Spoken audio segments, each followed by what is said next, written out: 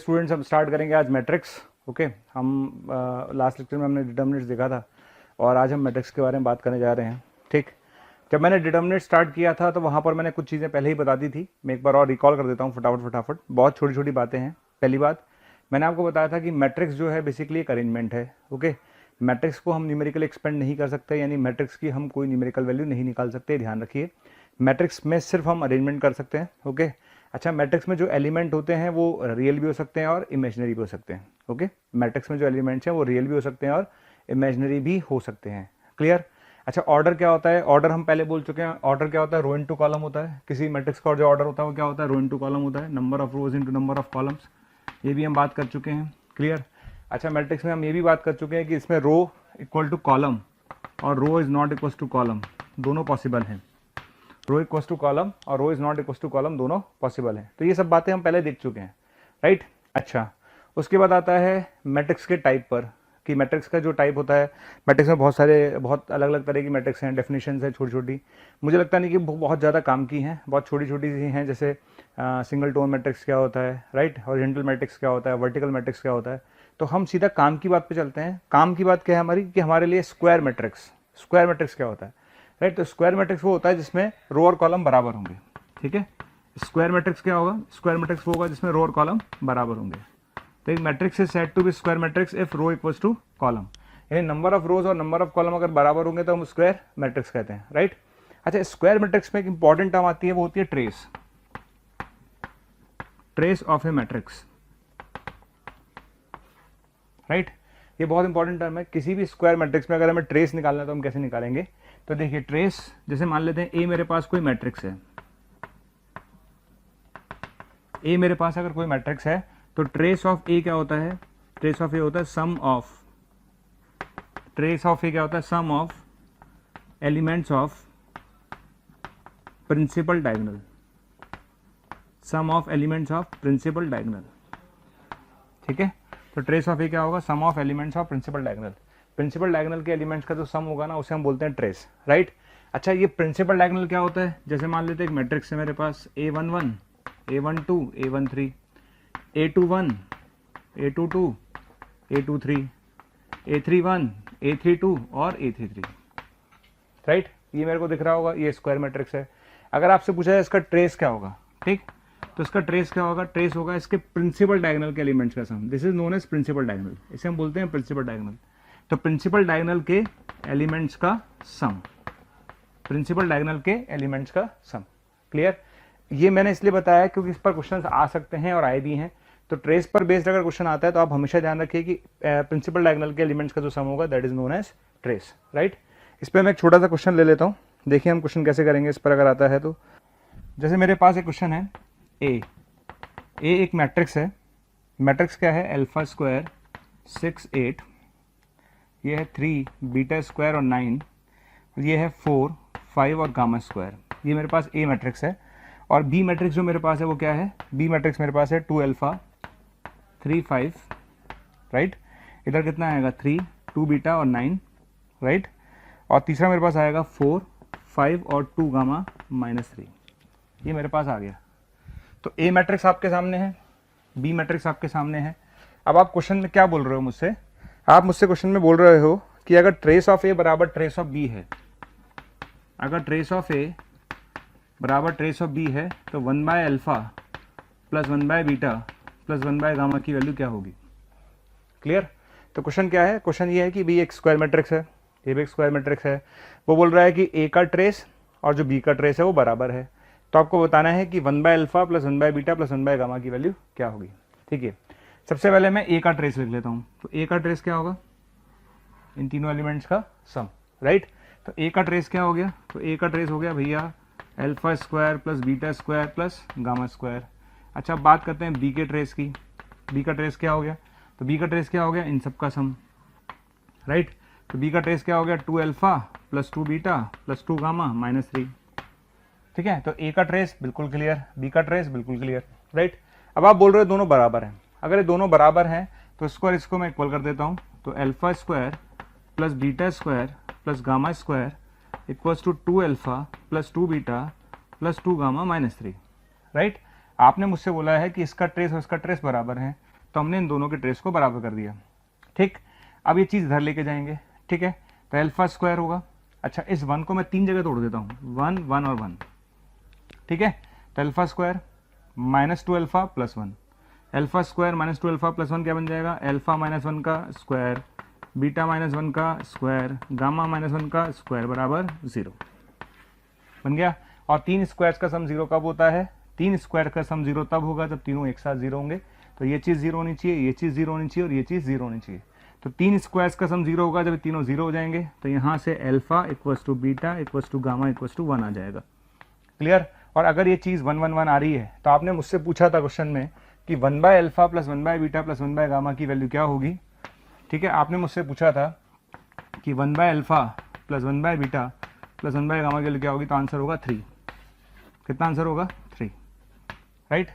तो I think आपको trace का मतलब समझ में आ गया होगा। हम चलते हैं आगे, ठीक। अच्छा, स्क्वायर मैट्रिक्स में कुछ पार्ट और हैं, जैसे एक डायगोनल मैट्रिक्स होता है,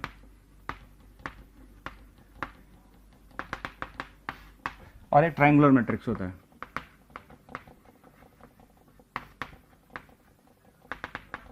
ओके, इसमें 2 पार्ट है, डायगोनल मैट्रिक्स और एक ट्रायंगुलर मैट्रिक्स, ठीक। डायगोनल मैट्रिक्स की जो मिनिमम रिक्वायरमेंट है, मिनिमम रिक्वायरमेंट ये है डायगोनल मैट्रिक्स की, जैसे अगर ए मेरे पास एक AIJ मान लेते हैं 3/3 का है, ठीक है, ये एक मैट्रिक्स है।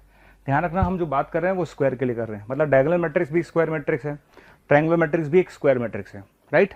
ओके, डायगोनल मैट्रिक्स की जो मिनिमम कंडीशन वो होती है, वो ये होती है कि AIJ इक्वल्स टू 0 होगा जब IJ के बराबर नहीं है, यानी AIJ इक्वल्स टू 0 होगा जब IJ के बराबर नहीं है। यानी आप इसे ऐसे बोल सकते हैं A1 0 0 0 A2 0 0 0 A3, राइट। इसको शॉर्ट में लिखने का तरीका होता है DIAG A1 A2 A3, clear है। ये डायगोनल मैट्रिक्स है। डायगोनल मैट्रिक्स में प्रिंसिपल डायगोनल को छोड़कर बाकी सबका 0 होना मैंडेटरी है।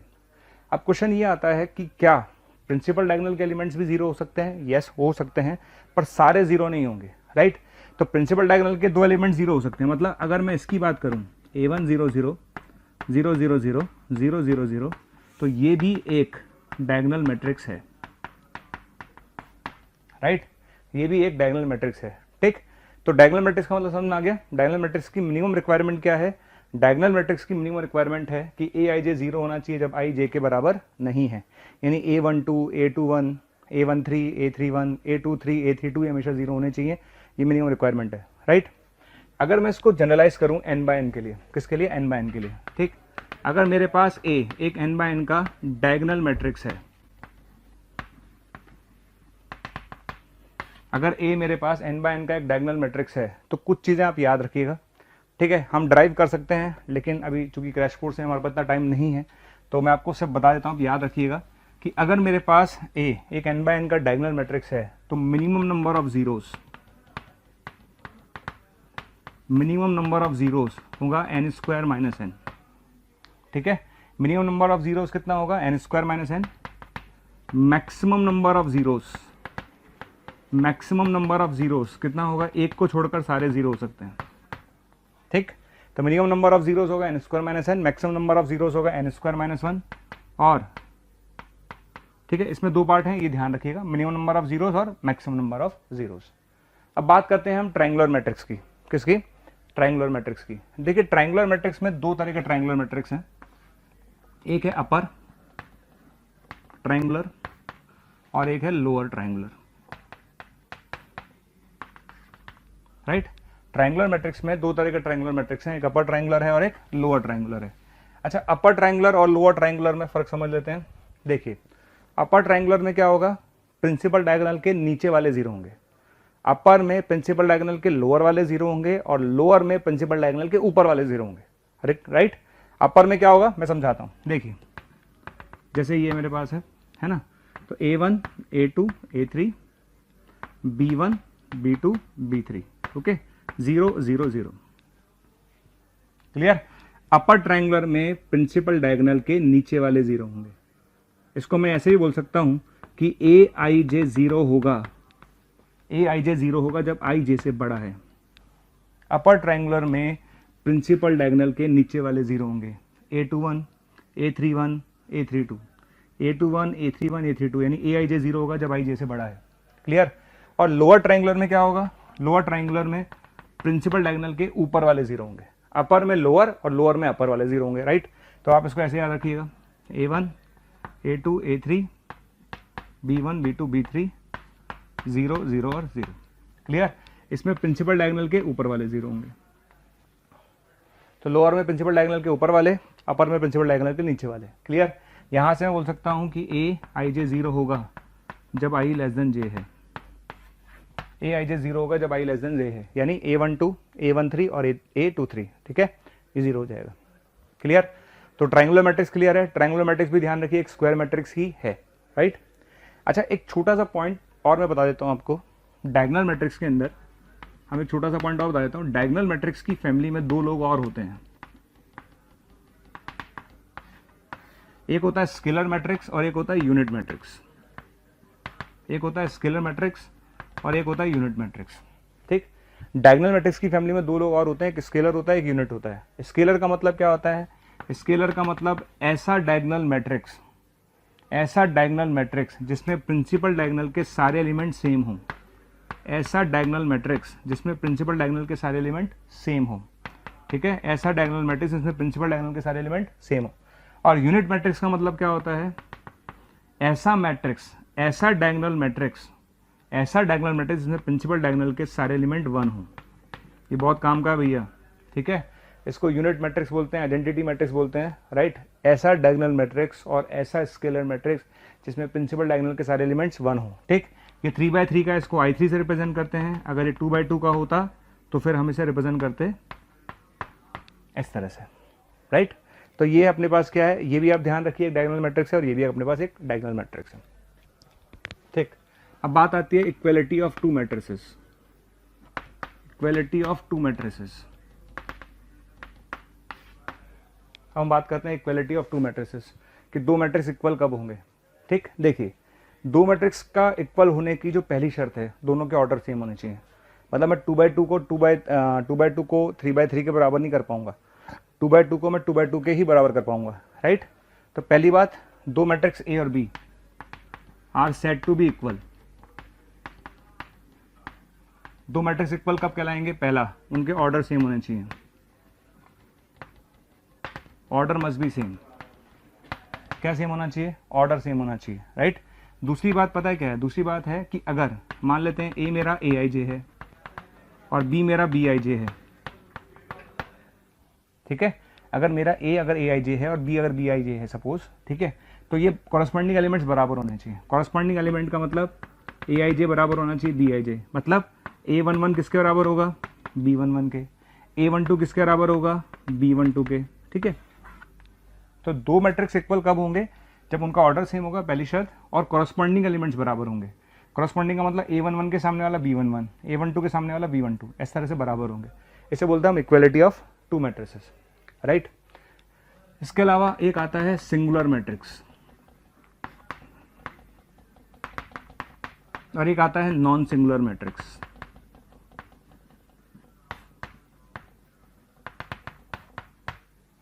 देखिए, सिंगुलर मैट्रिक्स क्या कहलाते हैं, हम लोग जब डिटर्मिनेंट्स पढ़ रहे थे तब मैंने आपको एक बात बोली थी कि किसी भी मैट्रिक्स का डिटर्मिनेंट कब एग्जिस्ट करेगा, जब वो स्क्वायर मैट्रिक्स हो, यानी केवल और केवल स्क्वायर मैट्रिक्स का ही डिटर्मिनेंट एग्जिस्ट करता है, right, okay.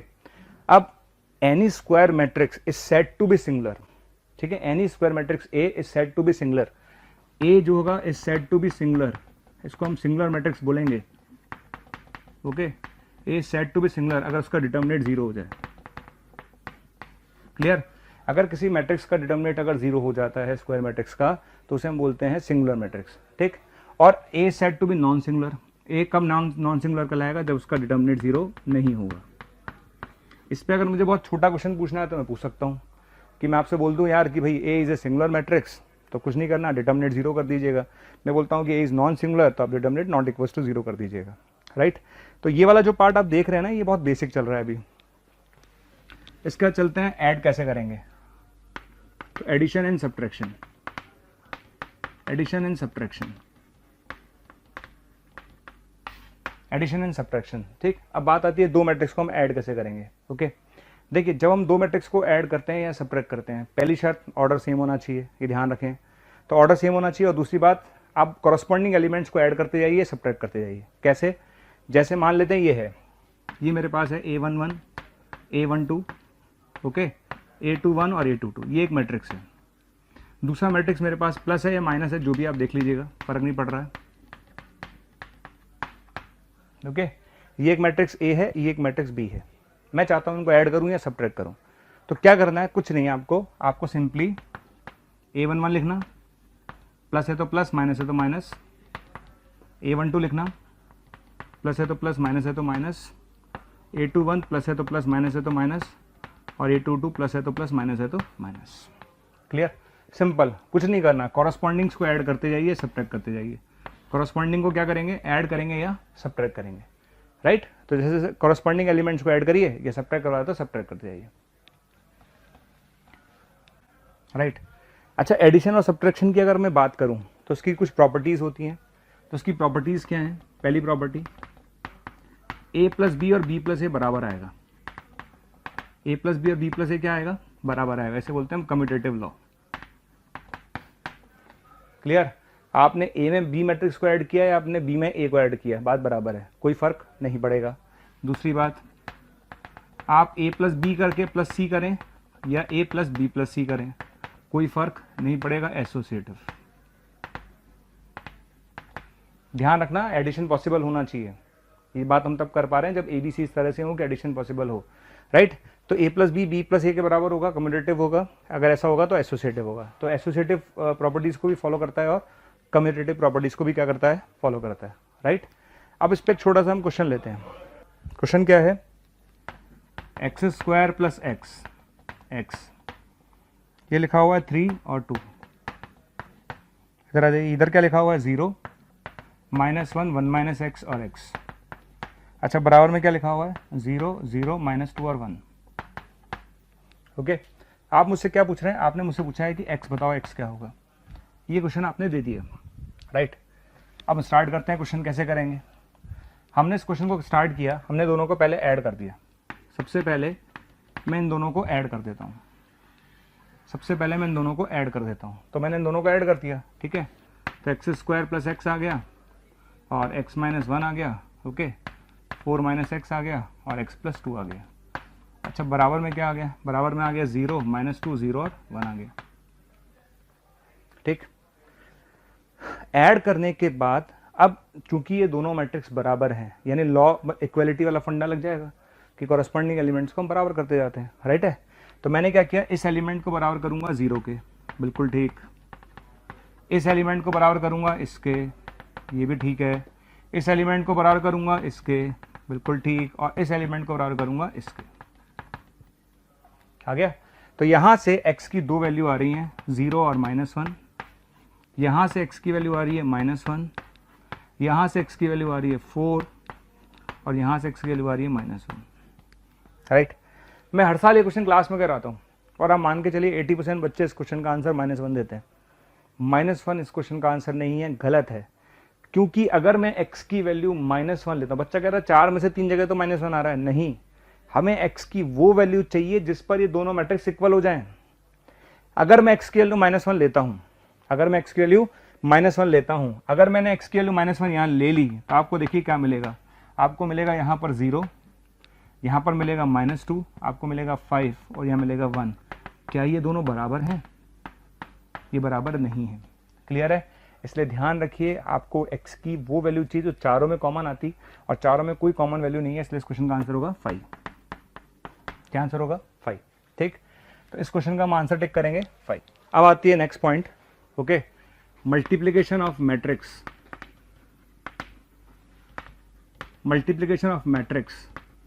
Bye scalar. Multiplication of matrix bye scalar, okay. अच्छा, किसी भी मैट्रिक्स को हम किसी स्केलर यानी कांस्टेंट क्वांटिटी से मल्टीप्लाई करेंगे तो क्या होगा? जब हम डिटर्मिनेंट्स पढ़ रहे थे तब मैंने बोला था कि अगर हम किसी कांस्टेंट से मल्टीप्लाई करते हैं तो वो कांस्टेंट जो होगा किसी एक रो के एलिमेंट से मल्टीप्लाई होगा या एक कॉलम के एलिमेंट से मल्टीप्लाई होगा।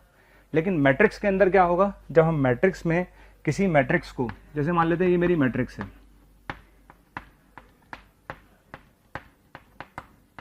ठीक है, ये मेरी मैट्रिक्स है। अगर किसी मैट्रिक्स को मैं किसी स्केलर यानी कांस्टेंट से मल्टीप्लाई करूं, किसी कांस्टेंट से मल्टीप्लाई करूं, तो वो मल्टीप्लाई सारे से होगा, ठीक है, किसी एक रो से नहीं होगा, हर रो से, हर रो के हर एलिमेंट से मल्टीप्लाई होगा। ये एक मेजर डिफरेंस है मैट्रिक्स और डिटर्मिनेंट में, राइट। किसी भी मैट्रिक्स को अगर हम किसी कांस्टेंट से मल्टीप्लाई करते हैं तो वो पूरे से मल्टीप्लाई होगा, राइट।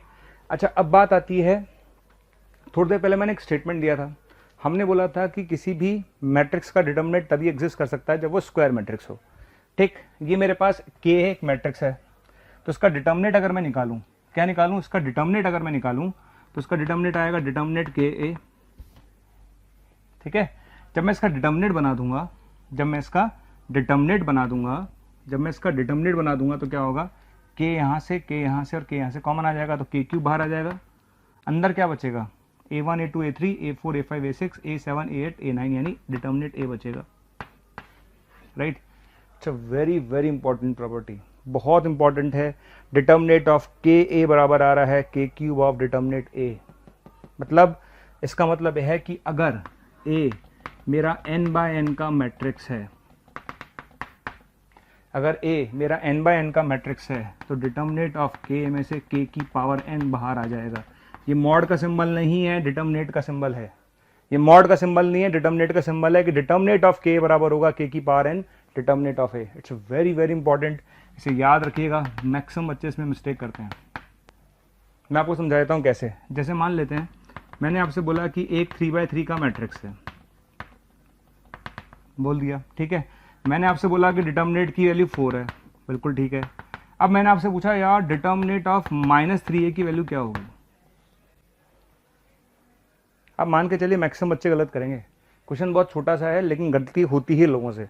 डिटर्मिनेंट a की अगर वैल्यू 4 है तो डिटर्मिनेंट -3a की वैल्यू क्या होगी, तो आपको बता दूं डिटर्मिनेंट ऑफ -3a, तो k का काम ये कर रहा है, तो बाहर कितना आएगा, -3 का क्यूब बाहर आएगा, ठीक है। डिटर्मिनेंट ऑफ के ए में से के की पावर n, n 3 है यहाँ पर, तो -3 का क्यूब बाहर आएगा, तो आंसर आएगा -27 into determinant of A. Determinant of A कितना है 4, तो जो भी आंसर आएगा इसका ये आंसर आ जाएगा, ओके। तो इस प्रॉपर्टी का ध्यान रखिएगा, मैंने स्टार लगाया है, बहुत सारे डेरिवेशंस में इसकी जरूरत पड़ती है। तो डिटर्मिनेंट ऑफ के इक्वल्स टू के की पावर n डिटर्मिनेंट ऑफ ए, इस प्रॉपर्टी को याद रखिएगा। अब हम चलते हैं प्रोडक्ट ऑफ मैट्रिसेस पर।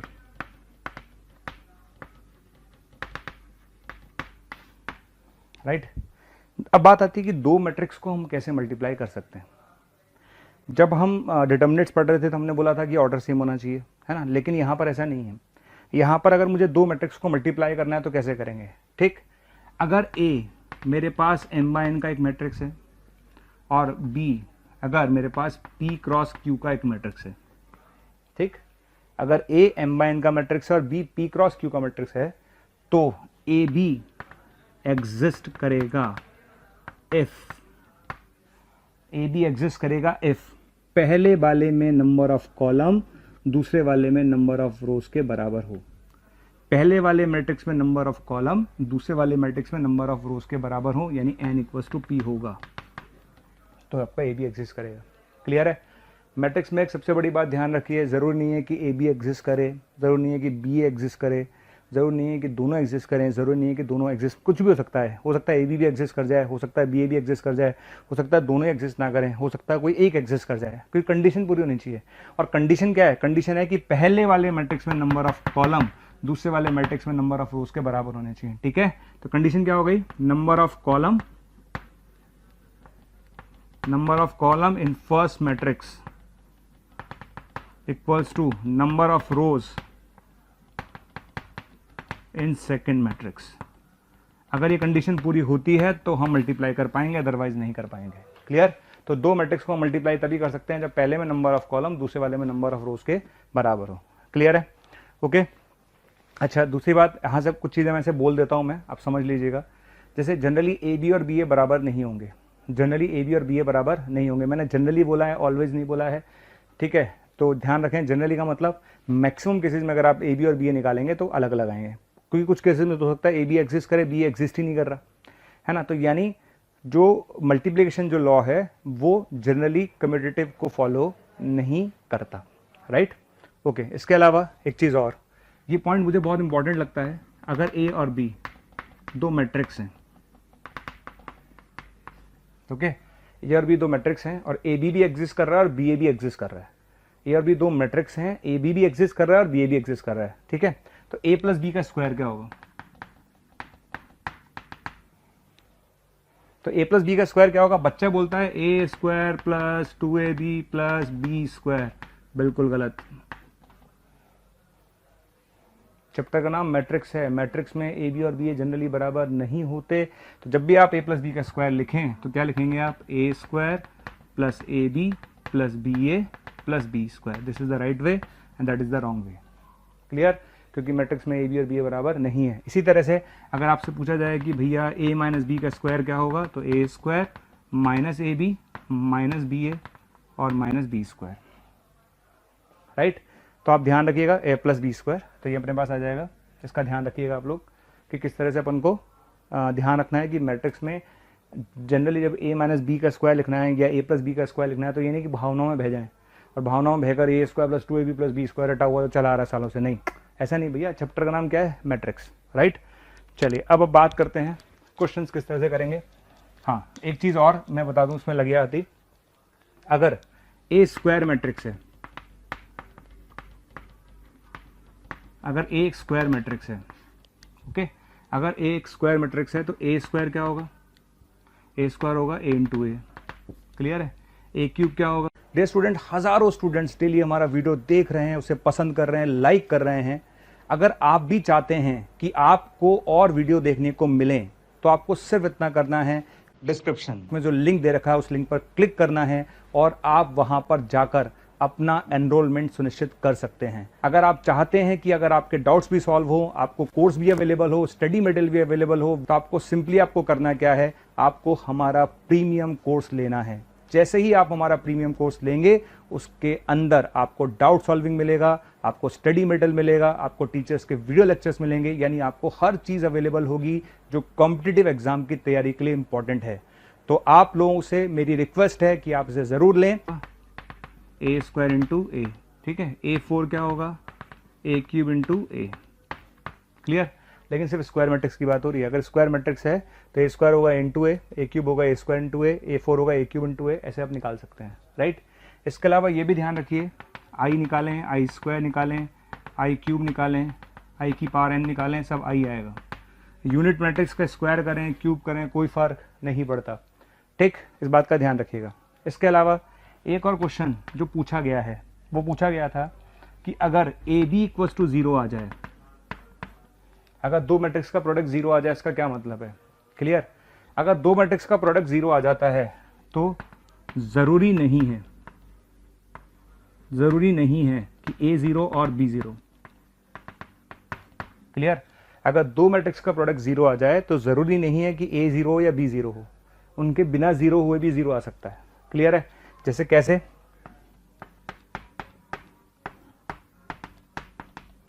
ये मैंने A मैट्रिक्स लिया है और ये मैंने B मैट्रिक्स लिया है, राइट। इनमें से कोई भी नल मैट्रिक्स नहीं है, ना तो A नल मैट्रिक्स है ना B नल मैट्रिक्स है। क्लियर है? ना तो ये नल मैट्रिक्स है ना ही ये B नल मैट्रिक्स है।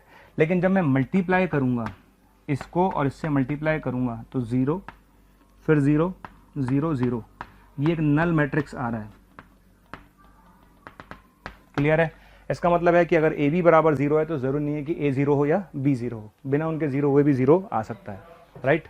अब इस पर हम कुछ क्वेश्चंस लेते हैं, ठीक है। आप क्वेश्चंस को समझिएगा ढंग से कि क्वेश्चंस किस तरह से सॉल्व करने हैं।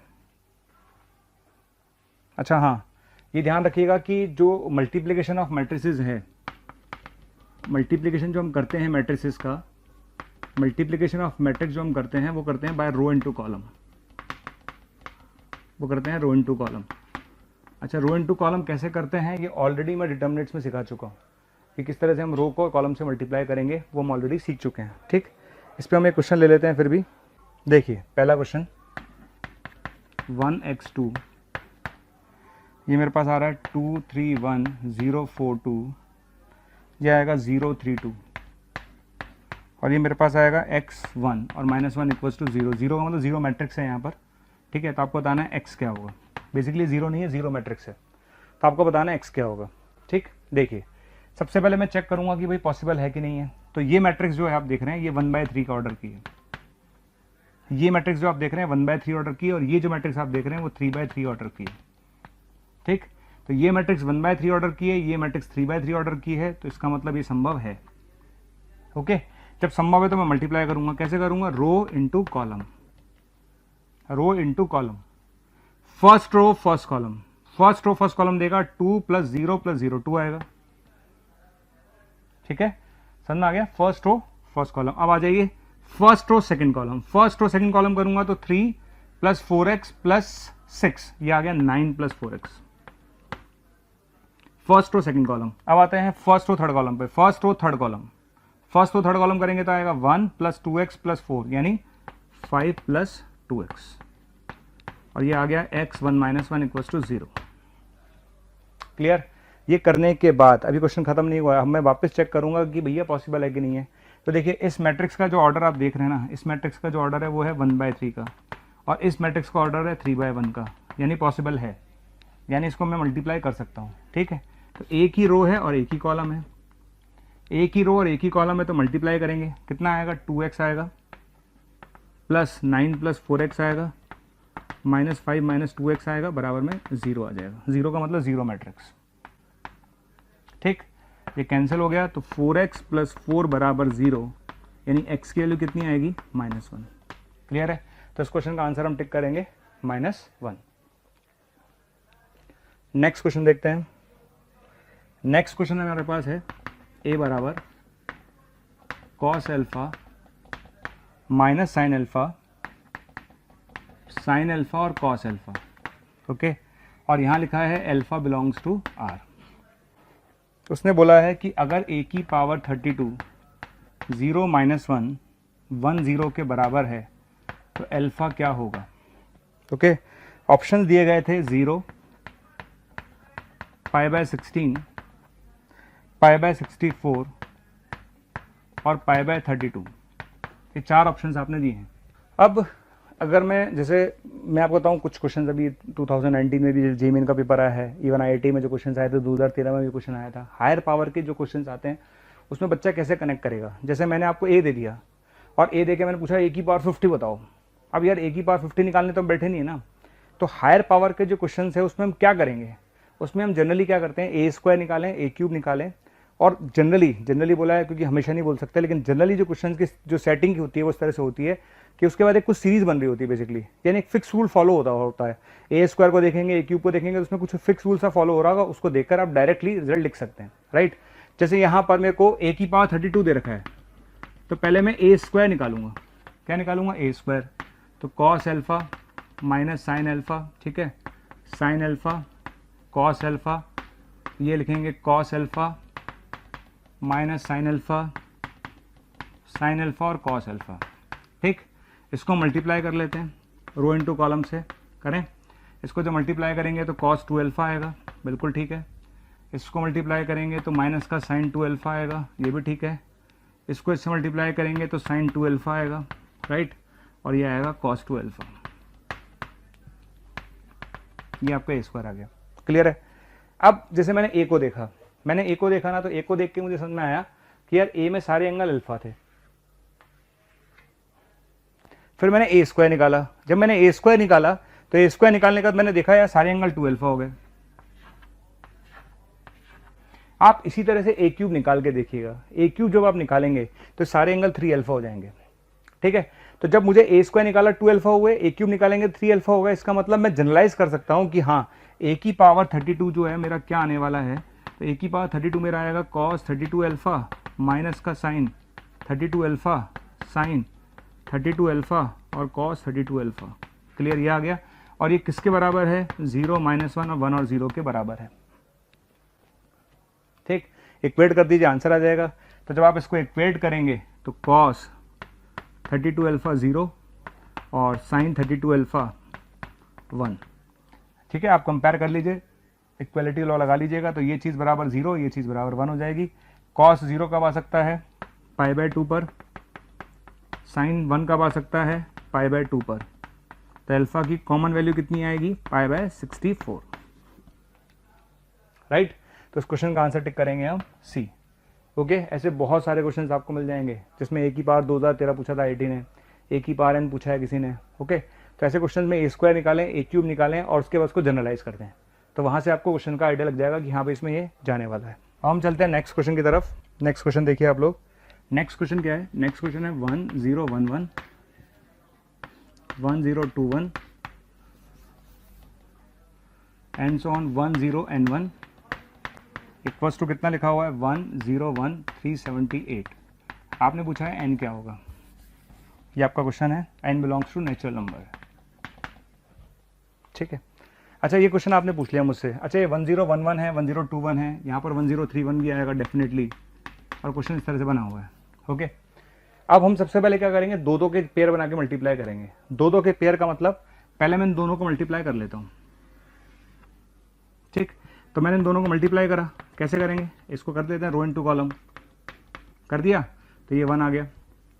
इसको मल्टीप्लाई करेंगे तो 1 + 2 आएगा, इसको मल्टीप्लाई करेंगे तो 0 आएगा, इसको मल्टीप्लाई करेंगे तो 1 आएगा, ठीक। अब ये आने के बाद अब इसको इससे मल्टीप्लाई करेंगे,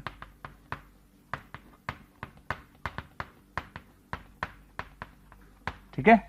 आपने क्या किया, शुरू में इन दोनों को मल्टीप्लाई कर लीजिए, कोई भी बच्चा मल्टीप्लाई कर सकता है, मुझे लगता नहीं कि जो बच्चे तैयारी कर रहे हैं उनको कोई दिक्कत आएगी, आ जाएगा। फिर अब मैं इसको इससे मल्टीप्लाई करूंगा, ठीक। तो जब मैं इसको इससे मल्टीप्लाई करूंगा तो क्या होगा 1, इसको इससे मल्टीप्लाई करूंगा तो ये आएगा 1 + 2 + 3 0 और 1, 100% यही आएगा, आप करके देख लीजिएगा, ठीक। अब अगर मुझे भगवान ने दिमाग दिया है ना, तो इतना तो मेरी बुद्धि में आ गया होगा कि भैया जब मैंने इन दोनों को मल्टीप्लाई करा तो 1 + 2 आया, फिर जब मैंने इन तीनों को मल्टीप्लाई करा तो 1 + 2 + 3 आया।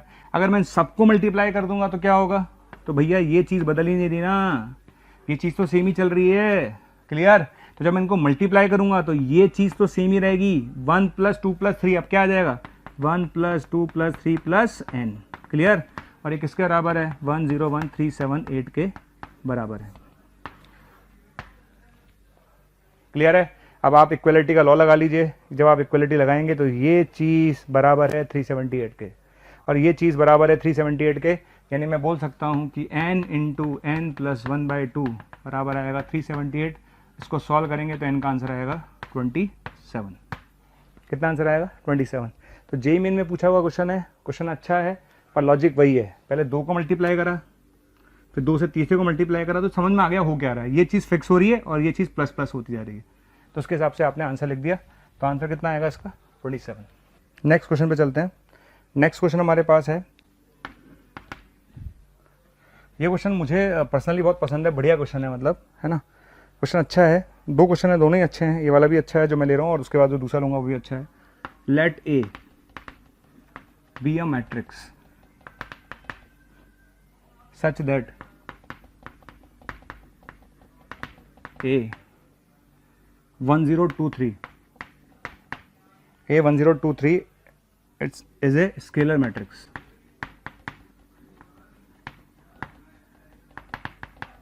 ओके, एंड उसने ये भी बोला है कि डिटर्मिनेट ऑफ 3A 108 के बराबर है।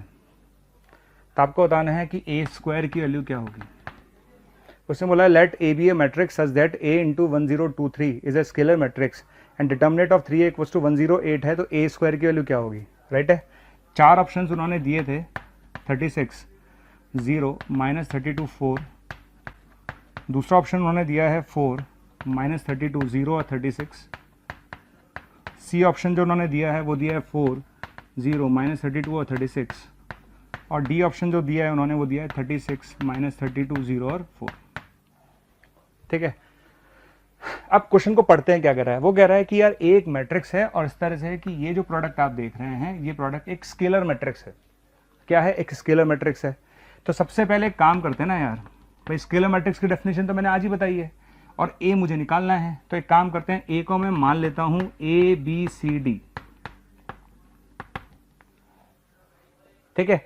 2/2 में सबसे बेस्ट है ABCD मान लो आप। तो ABCD मानने के बाद ABCD और ये आएगा अपने पास 1023 ओके और इन दोनों का प्रोडक्ट एक स्केलर मैट्रिक्स है, ऐसा उसने बोला है, इन दोनों का प्रोडक्ट एक स्केलर मैट्रिक्स है, तो मैंने स्केलर मैट्रिक्स अपने हिसाब से लिख लिया, राइट। अब हमारे पास अननोन क्या है, हमारे पास लैम्डा अननोन है, हमारे पास ABCD अननोन है, तो हमें दोनों निकालने हैं बेसिकली। तो हम स्टार्ट करते हैं। हमने मल्टीप्लाई किया, जब हम मल्टीप्लाई करेंगे तो क्या आएगा, A आएगा, 2A + 3B आएगा, ये C आएगा और 2C + 3D आएगा। ये किसके बराबर है, लैम्डा 0 0 लैम्डा के। ओके आप इसको कंपेयर करिए तो A किसके बराबर हुआ, लैम्डा के, 2A + 3B किसके बराबर हुआ, 0 के, C किसके बराबर हुआ, 0 के, और 2C + 3D किसके बराबर हुआ, लैम्डा के, राइट। भाई आप इन दोनों को मल्टीप्लाई कर ही सकते हो, आराम से कर लोगे, सारे बच्चे कर लेंगे। इसको मल्टीप्लाई करेंगे, ये आ जाएगा। मल्टीप्लाई करने के बाद इसको कंपेयर करेंगे, बिल्कुल कंपेयर करेंगे, ये आ जाएगा। ओके अच्छा, अगर A लैम्डा है, A क्या है, अगर A लैम्डा है तो यहाँ से मैं B लिख सकता हूँ -2 λ/3, C ऑलरेडी 0 है, ओके और अगर C 0 है तो D आ गया λ/3, आ गया। अब लैम्डा कैसे निकलेगा, क्वेश्चन तो ये कि भाई हम आगे लैम्डा जब तक नहीं आएगा मैं कैसे ABCD निकालूंगा।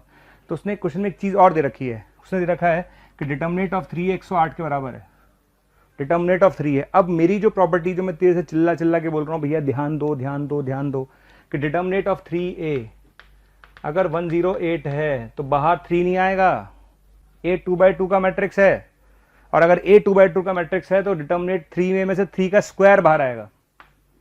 क्या बाहर आएगा, 3 का स्क्वायर बाहर आएगा, यानी डिटर्मिनेंट A की जो वैल्यू आएगी वो 12 आ जाएगी।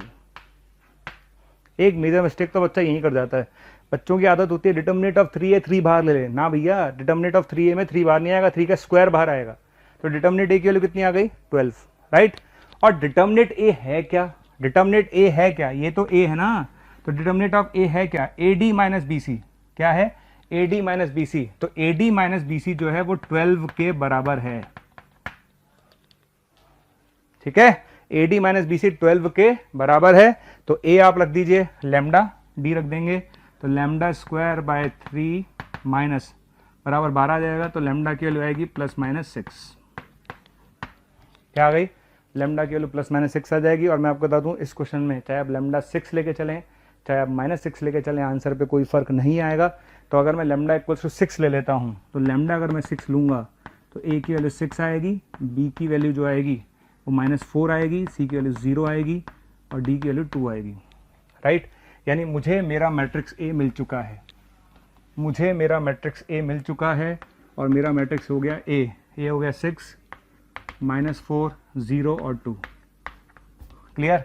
आपने मुझसे पूछा है A² निकालो, क्या निकालो, A², तो 6 -4 0 2, 6 -4 0 2, इसको निकाल लेते हैं, यह आएगा 36, बिल्कुल ठीक, और यह आएगा -32, बिल्कुल ठीक है, यह आएगा 0, करेक्ट है, और यह आएगा 4। यानी इस क्वेश्चन का आंसर टिक करेंगे हम A। जेईई मेन के हिसाब से तो अच्छा क्वेश्चन था ये। तो आपको इस क्वेश्चन में बहुत सारी चीज़ें सीखने को मिलेंगी, क्या कि पहली बात तो स्केलर मैट्रिक्स क्या लेके चलना था, ये लेके चलना था, मल्टीप्लाई कर लिया। उसके बाद जो ये डिटर्मिनेंट 3 वाली लाइन है ना, ये बहुत इंपॉर्टेंट है, इसका ध्यान रखिएगा।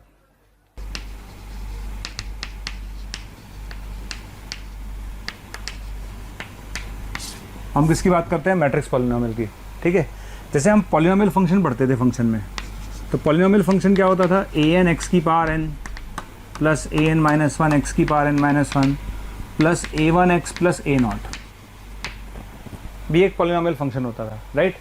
लेकिन अगर मैं मैट्रिक्स के केस में बात करूं कि अगर a कोई मैट्रिक्स है, अगर a कोई मैट्रिक्स है तो f ऑफ a हम लिख सकते हैं an a⁻n an - 1 a⁻n - 1 plus a1a plus a0 i आएगा, क्योंकि मैट्रिक्स में a0 का कोई मतलब नहीं है, मैट्रिक्स में a0 i आएगा। तो इस पर ध्यान दीजिएगा आप, ओके।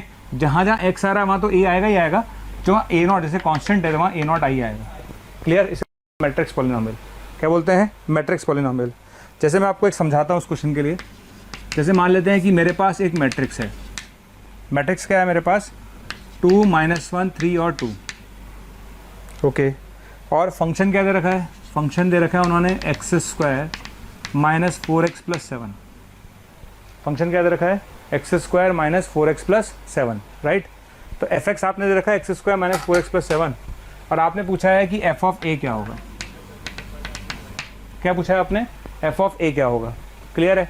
तो अगर एफ ऑफ ए मुझे निकालना है तो एफ ऑफ ए निकालने का फंडा क्या सिखाया मैंने आपको कि अगर मुझे एफ ऑफ ए निकालना है तो इस क्वेश्चन में मैं निकालूंगा तो एफ ऑफ ए क्या आ जाएगा, A square minus 4a plus 7i, right. तो ए स्क्वायर आप कैलकुलेट कर सकते हैं आराम से, कितना होगा ए स्क्वायर, ये चीज़ और ये चीज़, इसको मल्टीप्लाई कर लेते हैं तो कितना आ जाएगा 1, 4 माइनस 3 ये आएगा 12, क्लियर। ये आ जाएगा -2 -4, ठीक है। और ये आएगा -3 + 4 1, ये ए स्क्वायर आ गया।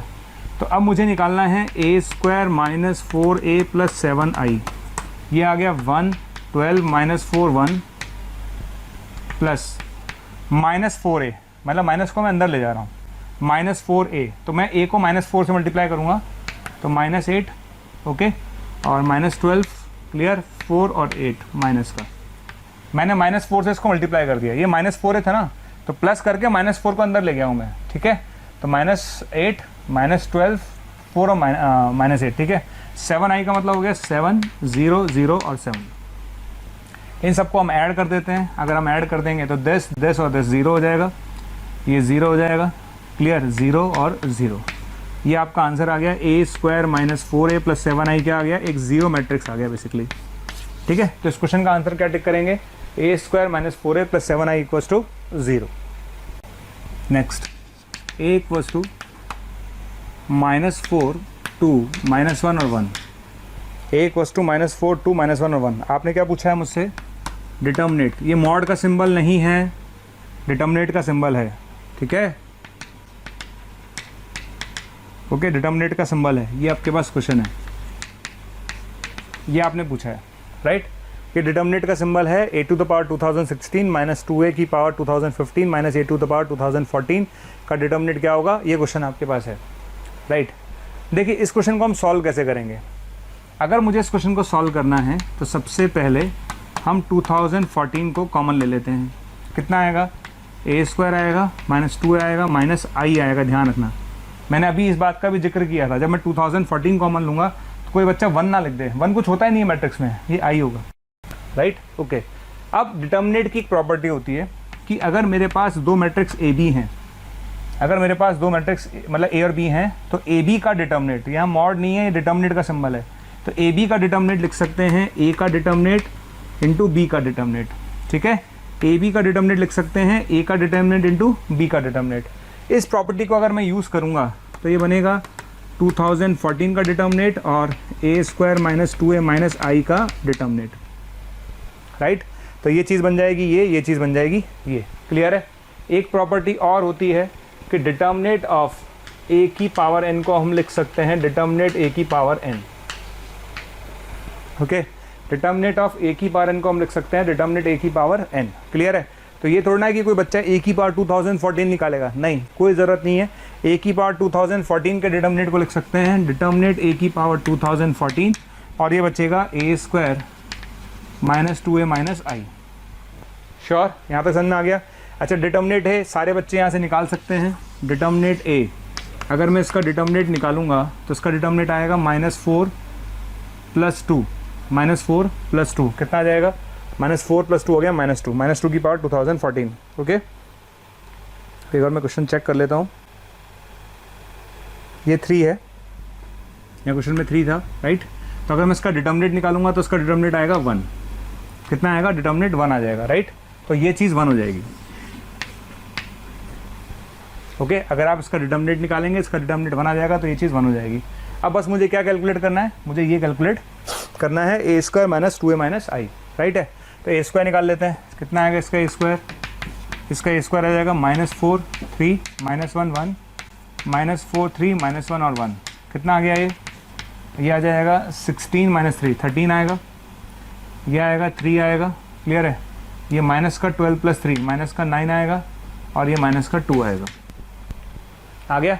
आप मुझसे बोल रहे हो ए स्क्वायर माइनस 2a माइनस आई का डिटर्मिनेट, तो ये आ गया determinate 13 3 minus 9 minus 2 minus 2a 2a का मतलब हो गया माइनस 8 माइनस 2 6 और 2, ओके, और माइनस आई 1001 का डिटर्मिनेट, ठीक है। तो यहाँ से मैं अगर कैलकुलेट करूँ 13 प्लस 8 21, 21 माइनस 1 20, ओके।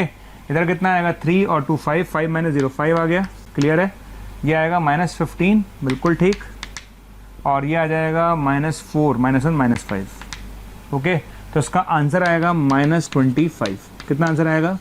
माइनस 25। तो इस क्वेश्चन का आंसर टिक करेंगे माइनस 25। अब हम चलते हैं ट्रांसपोज ऑफ ए मैट्रिक्स पर। Transpose of A matrix, clear. हम किसकी बात कर रहे हैं? हम बात कर रहे हैं ट्रांसपोज ऑफ ए मैट्रिक्स, ठीक। देखिए किसी भी मैट्रिक्स को, जैसे ए कोई अगर मैट्रिक्स है, ए अगर कोई मैट्रिक्स है तो उसका जो ट्रांसपोज है ना, या तो हम ए के ऊपर टी लगा के या ए के ऊपर प्राइम लगा के रिप्रेजेंट करते हैं, ठीक है। अगर ए कोई मैट्रिक्स है तो ए के ऊपर टी लगा के या ए के ऊपर प्राइम लगा के उसके ट्रांसपोज को रिप्रेजेंट करते हैं, ठीक है। तो इसको रिप्रेजेंट करने का तरीका ये है। अब ट्रांसपोज होता क्या है? ट्रांसपोज ये होता है कि अगर m क्रॉस n का मैट्रिक्स है, अगर a m क्रॉस n का मैट्रिक्स है तो उसका ट्रांसपोज n क्रॉस m का होगा, यानी रो को कॉलम से बदलने पर या कॉलम को रो बदलने पर जो मैट्रिक्स मिलेगा that is known as transpose of given matrix, clear. किसी भी मैट्रिक्स में रो को कॉलम से या कॉलम को रो से बदलने पे जो मैट्रिक्स मिलता है उसे हम बोलते हैं transpose of A matrix, clear है। तो आई थिंक आपको समझ में आ गया होगा। जैसे मैं आपको समझा दूं, अगर मेरे पास ये a b1 c1 a2 b2 c2 और a3 b3 c3 अगर एक मैट्रिक्स है तो उसका ट्रांसपोज क्या होगा? तो first row becomes first column, बिल्कुल ठीक, second row becomes second column और third row becomes third column. First row becomes first column, second row becomes second column, third row becomes third column. इसे बोलते हैं हम transpose of A matrix, clear, ठीक। अब देखिए ट्रांसपोज पे questions आए हैं, बहुत क्वेश्चंस आए हैं, तो आपको ये जानना ज़रूरी है भाई इसकी प्रॉपर्टीज़ क्या हैं, क्योंकि इसका सबसे इंपॉर्टेंट पार्ट है इसकी प्रॉपर्टीज़। तो देखिए प्रॉपर्टीज़ क्या क्या हैं। पहली प्रॉपर्टी है कि ट्रांसपोज का अगर आप दोबारा ट्रांसपोज ले लेंगे तो वही आ जाएगा। ट्रांसपोज का अगर आप दोबारा ट्रांसपोज लेंगे तो वही आ जाएगा। दूसरी बात, अगर ए और बी मेरे पास दो मैट्रिक्स हैं, ए और बी मेरे, आप लोग हमारे वीडियोस लगातार देख रहे हैं और बच्चों की डिमांड आ रही है कि सर इस टॉपिक की वीडियो डालिए, तो बच्चे लगातार बोल रहे हैं कि सर इस टॉपिक की वीडियो डालिए, इस टॉपिक की वीडियो डालिए। तो मैं आपको ये कहना चाहता हूं कि आप हमारे YouTube चैनल पर जाइए और उसे सब्सक्राइब कीजिए। जैसे ही आप हमारे YouTube चैनल पर जाएंगे और उसे सब्सक्राइब करेंगे तो आप जिस टॉपिक की डिमांड हमसे लगातार कर रहे हैं वो सारे के सारे टॉपिक्स वहां पर अवेलेबल हैं। तो आपको सिर्फ इतना करना है कि मोशन के YouTube चैनल पर जाना है, उसे सब्सक्राइब करना है, और जैसे ही आप सब्सक्राइब करेंगे वहां पर आपकी डिमांड का हर टॉपिक अवेलेबल है और उसको जाकर आप वहां पर देख सकते हैं। बस अगर दो मैट्रिक्स हैं तो a प्लस माइनस बी का ट्रांसपोज, ये ध्यान रखना, हम जो भी बात करते हैं ना, जैसे a प्लस माइनस बी की मैं बात कर रहा हूं तो a plus minus be exist करना चाहिए, ऑब्वियसली बात है, ठीक है। तो a प्लस माइनस बी का ट्रांसपोज क्या होगा? सीधा चलना है आपको, बिल्कुल सीधा। a ट्रांसपोज, प्लस है तो प्लस, बी माइनस है तो माइनस, बी ट्रांसपोज, प्लस है तो प्लस, माइनस है तो माइनस, ठीक है। आगे तीसरा आता है ए बी का ट्रांसपोज। ए बी का ट्रांसपोज उल्टा चलो, उल्टा क्या चलेंगे? ए बी का ट्रांसपोज होगा B T A T. A B C का ट्रांसपोज क्या होगा? उल्टा चलो, सी टी बी टी और ए टी। बहुत इंपॉर्टेंट प्रॉपर्टी है, इन पर मैं क्वेश्चन लूंगा, क्लियर है कि a प्लस माइनस बी का ट्रांसपोज क्या होगा? a transpose plus minus B transpose, A B उल्टा चलो, ए बी सी उल्टा चलो, क्लियर। चौथी बात, अगर आपके पास कोई स्केलर है k, कोई कांस्टेंट है k, आपने उसको a से मल्टीप्लाई कर दिया, तो किसी कांस्टेंट को मल्टीप्लाई करने का अगर मैं ट्रांसपोज लूंगा तो उससे कोई फर्क नहीं पड़ता, k इंटू ए ट्रांसपोज, मतलब k के होने से हमें कोई फर्क नहीं पड़ रहा, कोई फर्क नहीं पड़ेगा, सेम ही है। पांचवी बात, अगर आप ए का डिटर्मिनेट निकालें या ए ट्रांसपोज का डिटर्मिनेट निकालें, ये सेम आएगा। ये बात आपको पहले बताई जा चुकी है कि डिटर्मिनेट के अंदर रो को कॉलम से और कॉलम को रो से बदलने पर कोई फ़र्क नहीं पड़ता। क्लियर है? ये 5 प्रॉपर्टीज़ आप ध्यान रखिएगा, इस पर हम काम क्वेश्चन लेंगे थोड़ी देर बाद। इस प्रॉपर्टी पर मैं क्वेश्चन लूँगा स्पेशली, तो ये बहुत इंपॉर्टेंट है। चलिए अब बात करते हैं सिमेट्रिक मैट्रिक्स की, और एक बात करते हैं स्क्यू सिमेट्रिक की। अब बात कर रहे हैं सिमेट्रिक मैट्रिक्स की और स्क्यू सिमेट्रिक की, है ना। सिमेट्रिक मैट्रिक्स और स्क्यू सिमेट्रिक मैट्रिक्स।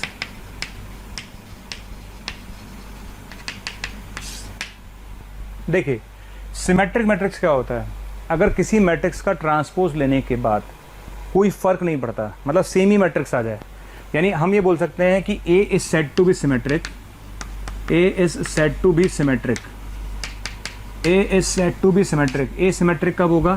जब A बराबर हो जाए A ट्रांसपोज के। क्लियर है? किसी भी मैट्रिक्स का ट्रांसपोज लेने पे अगर वही आ जाता है तो उसे हम बोलते हैं सिमेट्रिक। आप इसे ऐसे ही बोल सकते हैं AIJ बराबर क्या होना चाहिए? AJI। क्लियर है? तो किसी भी मैट्रिक्स का ट्रांसपोज लेने पे अगर वही मैट्रिक्स आ जाता है तो उसे हम बोलते हैं सिमेट्रिक मैट्रिक्स। क्या बोलते हैं? Symmetric. A equals to A transpose. Clear है? अच्छा, एग्जाम्पल, बहुत सारे एग्जाम्पल हैं। जैसे मैं एग्जाम्पल ले लेता हूँ ABC, यहाँ ले लेता हूँ HH, GG और FF। अगर आप इसका ट्रांसपोज लेंगे तो सेम ही आएगा। आप इसका ट्रांसपोज लेके देख लीजिएगा, सेम ही आएगा। तो किसी भी मैट्रिक्स का ट्रांसपोज लेने पे अगर सेम आता है तो सिमेट्रिक बोलते हैं। ओके, अब बात करते हैं स्क्यू सिमेट्रिक की। किसकी बात करेंगे? स्क्यू सिमेट्रिक की। स्क्यू सिमेट्रिक का मतलब क्या होता है? अगर A is said to be skew symmetric, A is said to be skew symmetric, अगर A बराबर आता है -A ट्रांसपोज के। ओके, अगर किसी मैट्रिक्स का ट्रांसपोज लेने पे माइनस का फर्क आ जाता है तो उसे हम बोलते हैं स्क्यू सिमेट्रिक। तो अगर A बराबर -A ट्रांसपोज है तो that is known as skew symmetric, अगर A बराबर A ट्रांसपोज है तो that is known as symmetric. ठीक है? अच्छा, इसको ऐसे ही बोल सकते हैं AIJ equals to AJI, AIJ equals to -AJI, AIJ equals to -AJI। Okay, AIJ equals to -AJI। और अगर यहाँ पर मैं J बराबर I पुट कर दूँ, अगर मैं यहाँ पर J बराबर I पुट कर दूँ तो ये बन जाएगा AII बराबर -AII, यानी AII बराबर 0। क्लियर? इसका मतलब हुआ स्क्यू सिमेट्रिक मैट्रिक्स में प्रिंसिपल डायगोनल के सारे एलिमेंट्स 0 होंगे। स्क्यू सिमेट्रिक मैट्रिक्स में प्रिंसिपल डायगोनल के सारे एलिमेंट्स 0 होंगे। क्लियर है? स्क्यू सिमेट्रिक में प्रिंसिपल डायगोनल के सारे एलिमेंट्स क्या होंगे? 0 होंगे। यानी अगर मैं आपके सामने एक स्क्यू सिमेट्रिक लिखूँ तो कैसे लिखेंगे? 0 0 0। ओके, AIJ बराबर -AJI है। अगर ये A है तो ये क्या होगा? -A, ये B है तो ये क्या होगा? -B, ये C है तो ये क्या होगा? -C। क्लियर है? ये हो गया। आप इसका ट्रांसपोज लीजिए। क्या लेंगे? इसका ट्रांसपोज देख लेते हैं। ट्रांसपोज लेंगे तो क्या होगा? First row becomes first column, second row becomes second column, third row becomes third column. तो first row becomes first column, second row becomes second column, third row becomes third column. इस पूरे में से minus common ले लें हम। क्या ले लें? माइनस कॉमन ले लीजिए। अगर आप इसमें से माइनस कॉमन लेंगे तो 0AB -A 0C, यह आएगा -B -C 0, और आपको दिख गया होगा ये चीज़ A बन चुकी है। ठीक है? यानी A ट्रांसपोज किसके बराबर आ गया? -A के, यानी ये स्क्यू सिमेट्रिक है। कैसा है? स्क्यू सिमेट्रिक है। क्लियर? तो ध्यान रखिए, स्क्यू सिमेट्रिक मैट्रिक्स में प्रिंसिपल डायगोनल के सारे एलिमेंट 0 होंगे। स्क्यू सिमेट्रिक की पहचान क्या है? A equals to -A transpose. Symmetric की पहचान क्या है? A equals to A transpose. Right? इसमें एक छोटा सा नोट डाल लेते हैं हम, ये इंपॉर्टेंट है। ओके, अगर A एक स्क्यू सिमेट्रिक मैट्रिक्स है ऑफ ऑड ऑर्डर,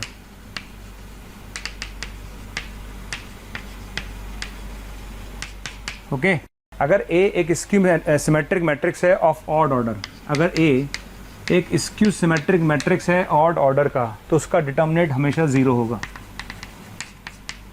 ये ध्यान रखिएगा। ओके, अगर A हमारे पास एक स्क्यू सिमेट्रिक मैट्रिक्स है ऑड ऑर्डर का, तो उसका डिटर्मिनेंट क्या होगा? 0 होगा। कैसे आया? इसको मैं प्रूव कर देता हूँ, है ना। कैसे करेंगे? देखिए, हम ये जानते हैं कि A बराबर होता है -A ट्रांसपोज। किसके लिए बात हो रही है? स्क्यू सिमेट्रिक के लिए। राइट? अच्छा, हम किसकी बात कर रहे हैं? स्क्यू सिमेट्रिक की बात कर रहे हैं, लेकिन ऑड ऑर्डर की बात कर रहे हैं। अब मैंने दोनों तरफ डिटर्मिनेट ले लिया हमने डिटर्मिनेट, ठीक है, हमने दोनों तरफ डिटर्मिनेट अप्लाई कर दिया। डिटर्मिनेट अप्लाई करने के बाद चूंकि मैं बोल रहा हूं कि मेरा skew symmetric matrix odd order का है, तो आप प्रॉपर्टी याद करिए डिटर्मिनेट ऑफ के वाली, डिटर्मिनेट ऑफ के ए, के की पावर एन बाहर आया था, याद है? के की पावर एन, के कौन है? -1, के कौन है? -1, -1 की पावर ऑड माइनस आएगा, -1 की पावर ऑड माइनस आएगा, तो माइनस बाहर आएगा और ए ट्रांसपोज बचेगा। और मैं आपको बता चुका हूं कि ए का ट्रांसपोज और एक डिटर्मिनेट ये दोनों बराबर हैं, ठीक, ये बचेगा, ये इसमें जाके ऐड हो जाएगा, तो डिटर्मिनेट है 0 हो जाएगा। Clear?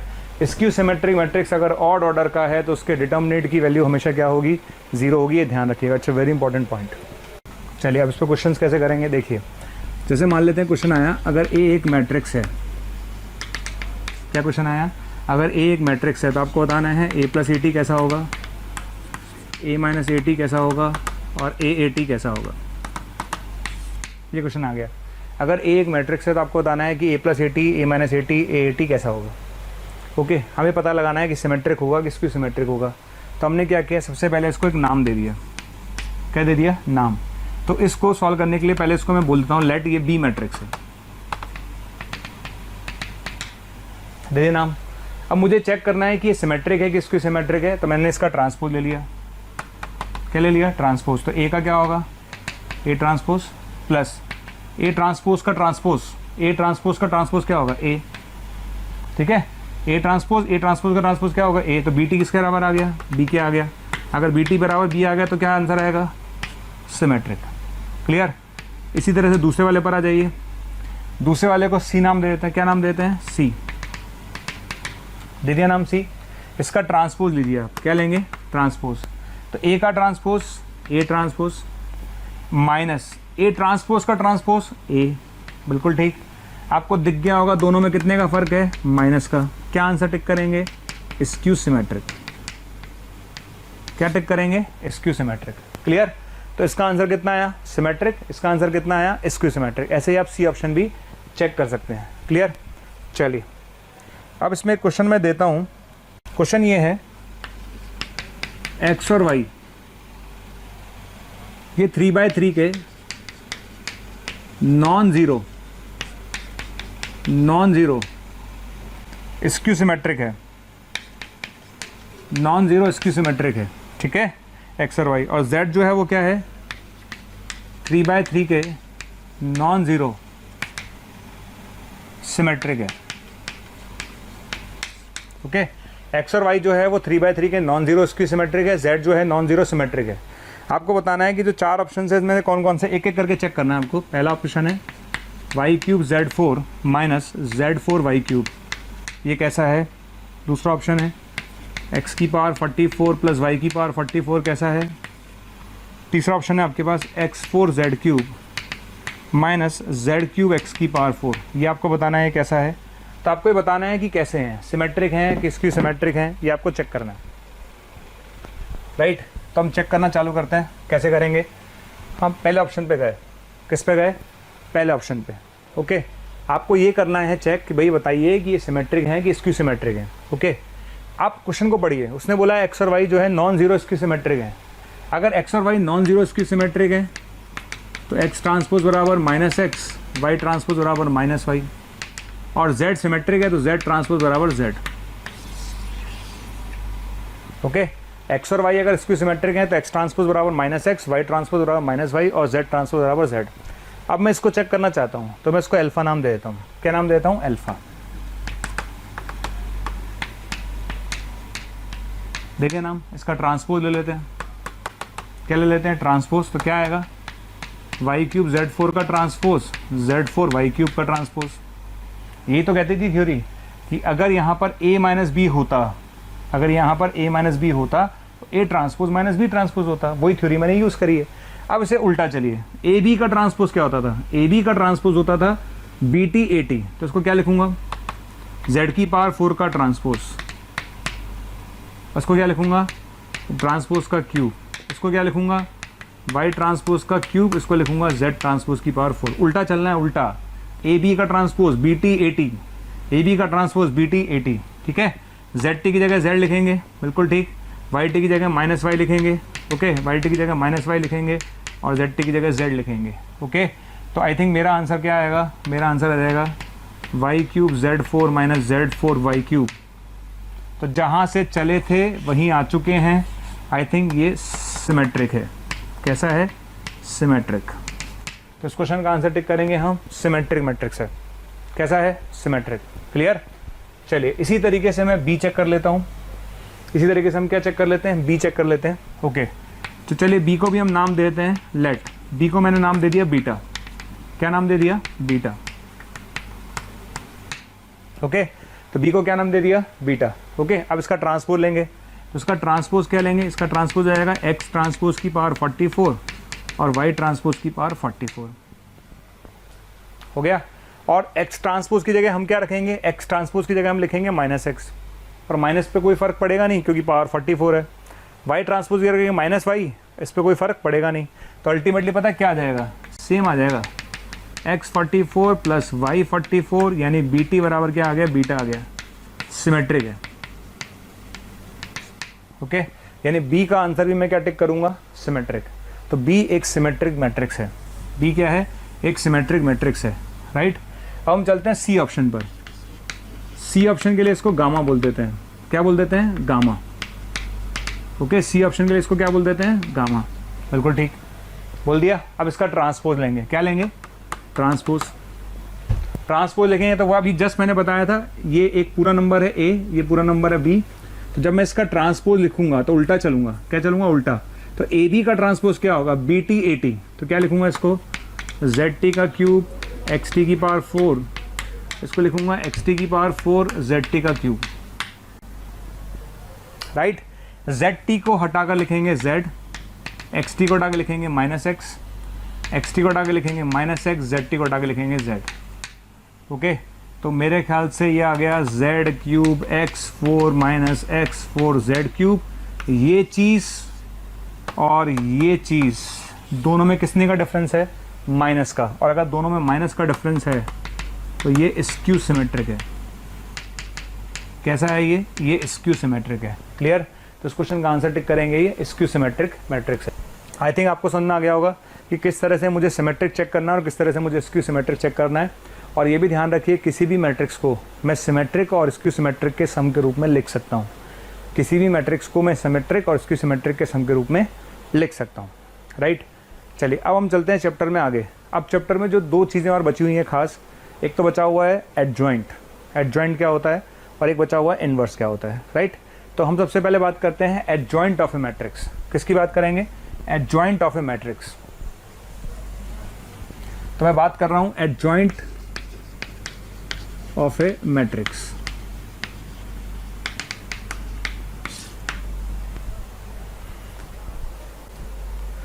Adjoint of A matrix क्या होता है, एडजॉइंट जो होगा केवल स्क्वायर मैट्रिक्स के लिए ही एग्जिस्ट करेगा। तो जब भी हम एडजॉइंट निकालें तो केवल स्क्वायर मैट्रिक्स का ही निकालें। अच्छा, एडजॉइंट मैट्रिक्स होता क्या है, एडजॉइंट ऑफ ए मैट्रिक्स होता क्या है, देखिए। अगर ए ये एक मैट्रिक्स है, अगर ये ए एक मैट्रिक्स है, ओके, अगर इसके हर एलिमेंट को उसके कॉरस्पॉन्डिंग कोफैक्टर से रिप्लेस कर दिया जाए, if every element of this matrix is replaced by there corresponding cofactors, अगर इस मैट्रिक्स के हर एलिमेंट को मैं उसके कॉरस्पॉन्डिंग कोफैक्टर से रिप्लेस कर दूं, इसके हर एलिमेंट को किससे रिप्लेस कर रहा हूं मैं, इसके कोफैक्टर से रिप्लेस कर दूं और उसका ट्रांसपोज ले लूं, ठीक। अगर किसी भी मैट्रिक्स के हर एलिमेंट को उसके कॉरस्पॉन्डिंग कोफैक्टर से रिप्लेस कर दिया जाए और उसका ट्रांसपोज ले लिया जाए, तो जो मैट्रिक्स आपको मिलता है that is known as adjoint of a matrix, okay. That matrix is known as adjoint of A matrix. Clear है। तो इसे बोलते हैं हम एडजॉइंट मैट्रिक्स। यहां पर आपको एक चीज नजर आ रही होगी, वो क्या है, कुछ पॉइंट देख लेते हैं यहां पर छोटे छोटे से। एडजॉइंट ऑफ ए आई जे, जैसे मैंने आपसे पूछा एडजॉइंट ए 2 3 लिखो, आप एडजॉइंट ए 2 3 लिखो, 2 3। एडजॉइंट ऑफ ए 2 3, 2 3 का मतलब second row third column, second row third column, तो एडजॉइंट ऑफ ए 2 3 लिखता, तो सेकंड रो थर्ड कॉलम में मिलता मुझे C32। मैं रिपीट कर रहा हूँ, एडजॉइंट ऑफ ए 2 3 बताओ, तो एडजॉइंट ऑफ ए 2 3 होता है C32, यानी एडजॉइंट ऑफ ए IJ बराबर कितना हो गया CJI। ओके, इसको समझ लीजिएगा अच्छे से। आप अगर आप मुझसे पूछते हैं कि एडजॉइंट ऑफ ए 2 3 लिखिए, तो बराबर होता है C32 के, यानी एडजॉइंट ऑफ ए IJ किसके बराबर होगा CJI के। सी ध्यान रखना, C कोफैक्टर को रिप्रेजेंट कर रहा है, राइट। देखिए एडजॉइंट निकालना, भाई मेरे को लगता नहीं कोई एडजॉइंट आपसे निकलवाएगा। जब हम कंपटीशन एग्जाम की बात करते हैं, बोर्ड की बात नहीं कर रहा हूँ मैं, बोर्ड में हो सकता है एडजॉइंट निकलवाते भी हैं, लेकिन हम कंपटीशन की अगर बात करें तो कंपटीशन में क्वेश्चन जो आता है प्रॉपर्टी बेस्ड आता है, तो उसकी जो प्रॉपर्टीज़ हैं वो इंपॉर्टेंट है, उसको ढंग से समझिएगा, उसी पर क्वेश्चन आता है इंपॉर्टेंट, ठीक है। इसकी प्रॉपर्टी क्या है, अगर मैं एक n/n का मैट्रिक्स लेके चल रहा हूँ, मैं n/n का एक मैट्रिक्स लेके चल रहा हूँ, क्लियर है। अगर मैं n/n का एक मैट्रिक्स लेके चल रहा हूँ, तो पहली प्रॉपर्टी है A into adjoint adjoint important है। A को अगर एडजॉइंट से मल्टीप्लाई करें तो आएगा डिटर्मिनेट AIN। अच्छा, इसको उल्टा भी लिख सकते हैं, एडजॉइंट A इंटू A करें तो भी यही आएगा, और A इंटू एडजॉइंट A करें तो भी यही आएगा। किसके बराबर होगा, डिटर्मिनेट AIN के, क्लियर। तो मान लेते हैं किसी बच्चे को प्रॉपर्टी पता नहीं है, तो बच्चा क्या करेगा, वो बच्चा पहले एडजॉइंट निकालेगा, एडजॉइंट निकालने में टाइम लगता है, ठीक है, फिर उसको A से मल्टीप्लाई करेगा, तो A इंटू एडजॉइंट A निकालने में आपको बहुत टाइम लगेगा। लेकिन अगर आपको प्रॉपर्टी याद है तो वही क्वेश्चन आप 30 सेकंड में कर सकते हैं डायरेक्ट रिजल्ट यूज़ करके, डिटर्मिनेट A इंटू IN से, सीधा आपका आंसर आ जाएगा। सेकेंड प्रॉपर्टी है एडजॉइंट A का डिटर्मिनेट, एडजॉइंट A का डिटर्मिनेट होगा डिटर्मिनेट A की पावर n-1। यहाँ कहीं भी मॉड नहीं लगा रहा हूँ मैं, ये सब डिटर्मिनेट के सिंबल हैं। एडजॉइंट A का डिटर्मिनेट क्या होगा, डिटर्मिनेट A की पावर n-1। तीसरा point, adjoint of adjoint A बराबर होगा डिटर्मिनेट A की power n-2 into A। Okay, adjoint of adjoint A किसके बराबर होगा, डिटर्मिनेट A की पावर n-2 इंटू A। चौथा point, adjoint of adjoint A का डिटर्मिनेट क्या होगा, डिटर्मिनेट A की पावर n-1 का स्क्वायर। ये चार प्रॉपर्टी है ना, हर बच्चा याद रखे, जितने बच्चे हैं ना तो देख रहे हैं ना, वो इन चार प्रॉपर्टीज़ को अच्छे से समझ लीजिए। ये चारों प्रॉपर्टीज़ बहुत इंपॉर्टेंट हैं, हर हालत में याद रखिएगा। A इंटू एडजॉइंट A क्या होता है, पहली प्रॉपर्टी, एडजॉइंट A का डिटर्मिनेट क्या होगा, एडजॉइंट ऑफ एडजॉइंट A क्या होगा, एडजॉइंट ऑफ एडजॉइंट A का डिटर्मिनेट क्या होगा, क्लियर है। इस प्रॉपर्टी में एक चीज़ और बता दूं मैं आपको, अगर यहाँ 3 एडजॉइंट हो जाते, adjoint of adjoint of adjoint A हो जाता, adjoint of adjoint of adjoint A का डिटर्मिनेट हो जाता, तो यहाँ क्यूब हो जाएगा। अगर यहाँ 4 हो जाते, adjoint of adjoint of adjoint of adjoint A हो जाता, तो यहाँ 4 हो जाता, क्लियर है। तो इस बात का ध्यान रखिएगा, ये प्रॉपर्टी इस तरह से अपन ध्यान रखें। प्रॉपर्टीज़ बहुत सारी हैं, पर जो काम की हैं, जो 4 प्रॉपर्टी हैं मेन, इसे आप ध्यान रखिएगा। इस पर क्वेश्चंस बनते हैं, पूछे गए हैं, इसलिए आप इनका ध्यान रखें, इंपॉर्टेंट है, ठीक है। इसके अलावा कुछ प्रॉपर्टीज़ और हैं, वो भी हम देख लेते हैं। प्रॉपर्टी नंबर 5 इसमें लिख लेते हैं अपन, एडजॉइंट ऑफ AB बराबर होगा adjoint of B into adjoint of A के। 4 प्रॉपर्टी याद रखना मैंडेटरी है, ये तो आपको याद होनी चाहिए हर हालत में। 5वीं है एडजॉइंट ऑफ AB बराबर होगा adjoint of B into adjoint of A के। 6ठी प्रॉपर्टी जो हमारे पास होती है, एडजॉइंट ऑफ A ट्रांसपोज बराबर होता है एडजॉइंट ऑफ A का ट्रांसपोज। 7वीं प्रॉपर्टी हमारे पास है एडजॉइंट ऑफ A इनवर्स बराबर होगा एडजॉइंट ऑफ A का इनवर्स। ओके, तो ये कुछ प्रॉपर्टीज़ हैं आप जो याद रखें, ओके, ठीक। फिर बोल रहा हूँ इंपॉर्टेंट 4 हैं, सबसे ज़्यादा इंपॉर्टेंट है, क्वेश्चन इन्हीं पर पूछे गए हैं मेनली। इन पर क्वेश्चंस कभी रेयर पूछ ले, पर आपको आनी चाहिए, ठीक है। अब बात आती है क्वेश्चंस कैसे करेंगे। पहला क्वेश्चन, ऐसा क्वेश्चन मेंस में आया हुआ है। क्वेश्चन क्या है, इफ एडजॉइंट ऑफ 3/3 मैट्रिक्स, ऐसा क्वेश्चन IIT में भी आया हुआ है और ऐसा क्वेश्चन मेंस में भी आया हुआ है, और दोनों एक ही साल में आए थे। If adjoint of 3/3 matrix P is, okay, दे रखा है उसने 1 2 1 4 1 1 4 7 3। If adjoint of 3/3 matrix P is this, okay. तो आपसे उसने बोला है कि पॉजिटिव वैल्यू ऑफ, उसने आपसे बोला है कि positive value of determinate P क्या होगी। क्वेश्चन है कि positive value of determinate P क्या होगी। पहले मैं क्वेश्चन समझ लेता हूँ क्वेश्चन क्या है। क्वेश्चन ये कहता है if adjoint of 3/3 matrix P, okay 3/3 का एक मैट्रिक्स है P, उसका एडजॉइंट इसके बराबर है। एडजॉइंट ऑफ 3/3 मैट्रिक्स P यानी इस P का, जो P एक 3/3 का मैट्रिक्स है उसका जो एडजॉइंट है वो उसके बराबर है। यानी पता है क्वेश्चन क्या है? क्वेश्चन ये है कि आपको मैंने एडजॉइंट P दे रखा है। क्या दे रखा है? मैंने आपको एडजॉइंट P दे रखा है, P का एडजॉइंट इसके बराबर है। ओके, यहाँ तक समझ में आ गया? यहाँ तक आने के बाद अब मैं दोनों तरफ डिटर्मिनेट ले लेता हूँ। क्या ले लेता हूँ? डिटर्मिनेट। तो यहाँ मैं डिटर्मिनेट ले लूँगा, उसका भी हमें डिटर्मिनेट लेना पड़ेगा। इसकी वैल्यू हम निकाल लेते हैं, ठीक है। अच्छा, एडजॉइंट A का डिटर्मिनेट मैंने आज ही बताया है। एडजॉइंट A का डिटर्मिनेट होता है डिटर्मिनेट A की पावर n-1। तो उसको लिखूंगा डिटर्मिनेट P की पावर n-1। n 3 है, 3/3 का है तो n 3 हो गया, तो उसका स्क्वायर आ जाएगा बराबर। इसकी वैल्यू निकाल लेते हैं। इसकी वैल्यू आएगी -4, 6 - 7 -1, इसकी वैल्यू आएगी +4 1, राइट। तो आई थिंक इसकी वैल्यू आ जाएगी 4। और डिटर्मिनेट P के स्क्वायर की अगर वैल्यू 4 आ रही है तो डिटर्मिनेट P की वैल्यू आएगी 2, क्योंकि उसने पॉजिटिव वैल्यू लेने के लिए बोला है। उसने पॉजिटिव वैल्यू लेने के लिए बोला है, इसलिए 2 आएगी। अगर पॉजिटिव वर्ड नहीं लगाता तो +-2 आंसर होता। नेक्स्ट हम एक और क्वेश्चन लेते हैं इस पर। देखिए, A अगर 102 है, A अगर 102 है, -2 1 और 1 -3 0, ओके। B दे रखा आपने एडजॉइंट A, C दे रखा आपने 5A, ओके। आपने मुझसे पूछा है कि एडजॉइंट B का डिटर्मिनेट अपॉन C का डिटर्मिनेट क्या होगा। क्वेश्चन ये है, ओके। क्वेश्चन क्या है? A मेरे पास एक मैट्रिक्स है, B दे रखा है एडजॉइंट A, C दे रखा है 5A। आपने पूछा है एडजॉइंट B अपॉन इसका डिटर्मिनेट अपॉन C का डिटर्मिनेट क्या होगा, राइट। अब मैंने इस क्वेश्चन को स्टार्ट किया।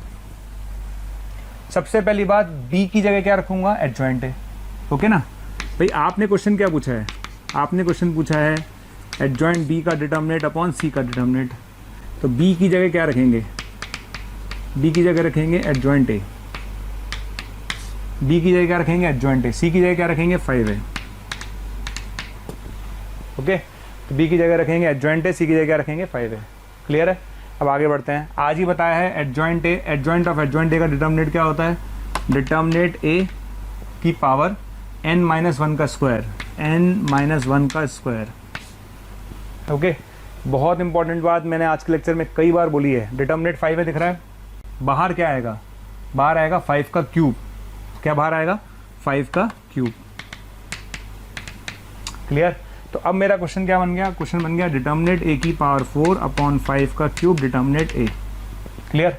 सारे बच्चे इसका डिटर्मिनेट निकाल के देख लीजिएगा। जब आप इसका डिटर्मिनेट निकालेंगे, आप आराम से इसका डिटर्मिनेट निकाल लीजिएगा। इसका डिटर्मिनेट 5 आएगा, ओके। और जब आप इसका डिटर्मिनेट निकाल लेंगे 5 आ जाएगा, तो इसका आंसर कितना आएगा? तो इसका आंसर आएगा 5 की पावर 4 अपॉन 5 की पावर 4। कितना आंसर आएगा? 1। क्लियर? तो इस क्वेश्चन का आंसर हम टिक करेंगे 1। अब बात करते हैं इनवर्स ऑफ ए मैट्रिक्स की।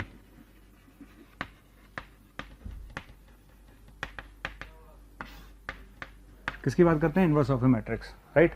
अच्छा, किसी भी मैट्रिक्स का इनवर्स कैसे निकालेंगे, राइट। अभी जस्ट मैं आपको एडजॉइंट एक्सप्लेन कर रहा था। एडजॉइंट के अंदर मैंने आपको बताया था कि A इंटू एडजॉइंट A बराबर होता है डिटर्मिनेट A इंटू IN। अगर मैं n/n का लेके चलता हूँ, अगर 3/3 का लूँगा तो 3 हो जाएगा, 4/4 का लूँगा तो 4 हो जाएगा, ठीक है। ये अपने पास है, ओके। अच्छा, यहाँ से मैं ये लिख सकता हूँ जैसे मैं देख रहा हूँ कि आपको हमारे वीडियोस बहुत पसंद आ रहे हैं, ठीक। अगर आपको हमारे वीडियोस बहुत पसंद आ रहे हैं तो मेरी आपसे रिक्वेस्ट है कि उन वीडियोस को आप लाइक करें, शेयर करें, क्योंकि अगर आप उस वीडियो को लाइक करेंगे तो और बच्चे जब उस वीडियो को देखेंगे वो भी मोटिवेट होंगे, और अगर आप शेयर करेंगे तो वो ज़्यादा से ज़्यादा बच्चों के बीच में वो कंटेंट जाएगा।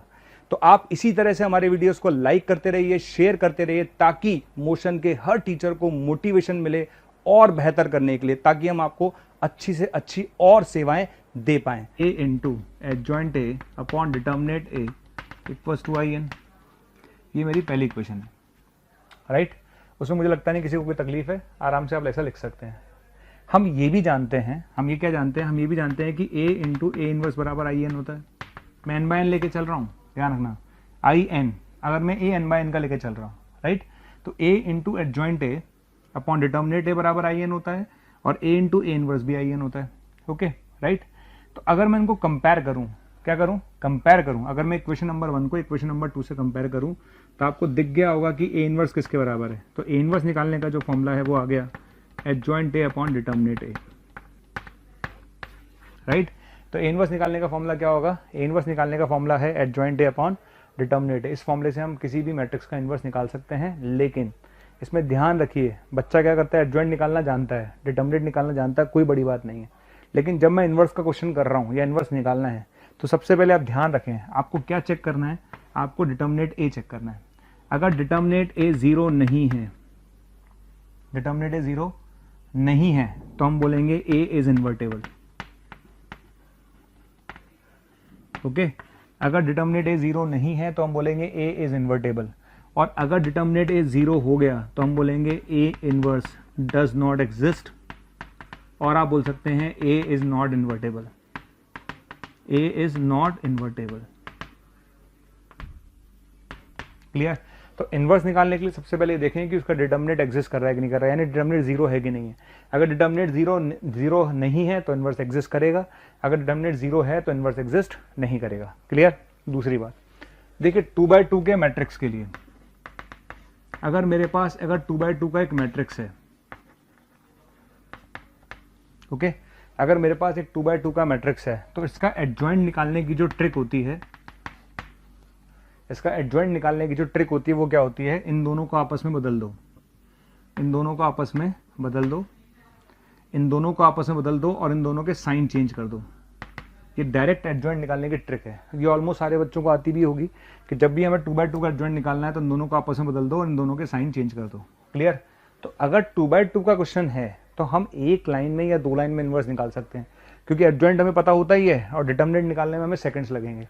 क्लियर है। आपको उसका डिटर्मिनेट लिखना है तो डिटर्मिनेट कितना हो जाएगा, AD माइनस BC, ये लीजिए, दोनों पता है, इनवर्स आप लिख सकते हैं। क्लियर।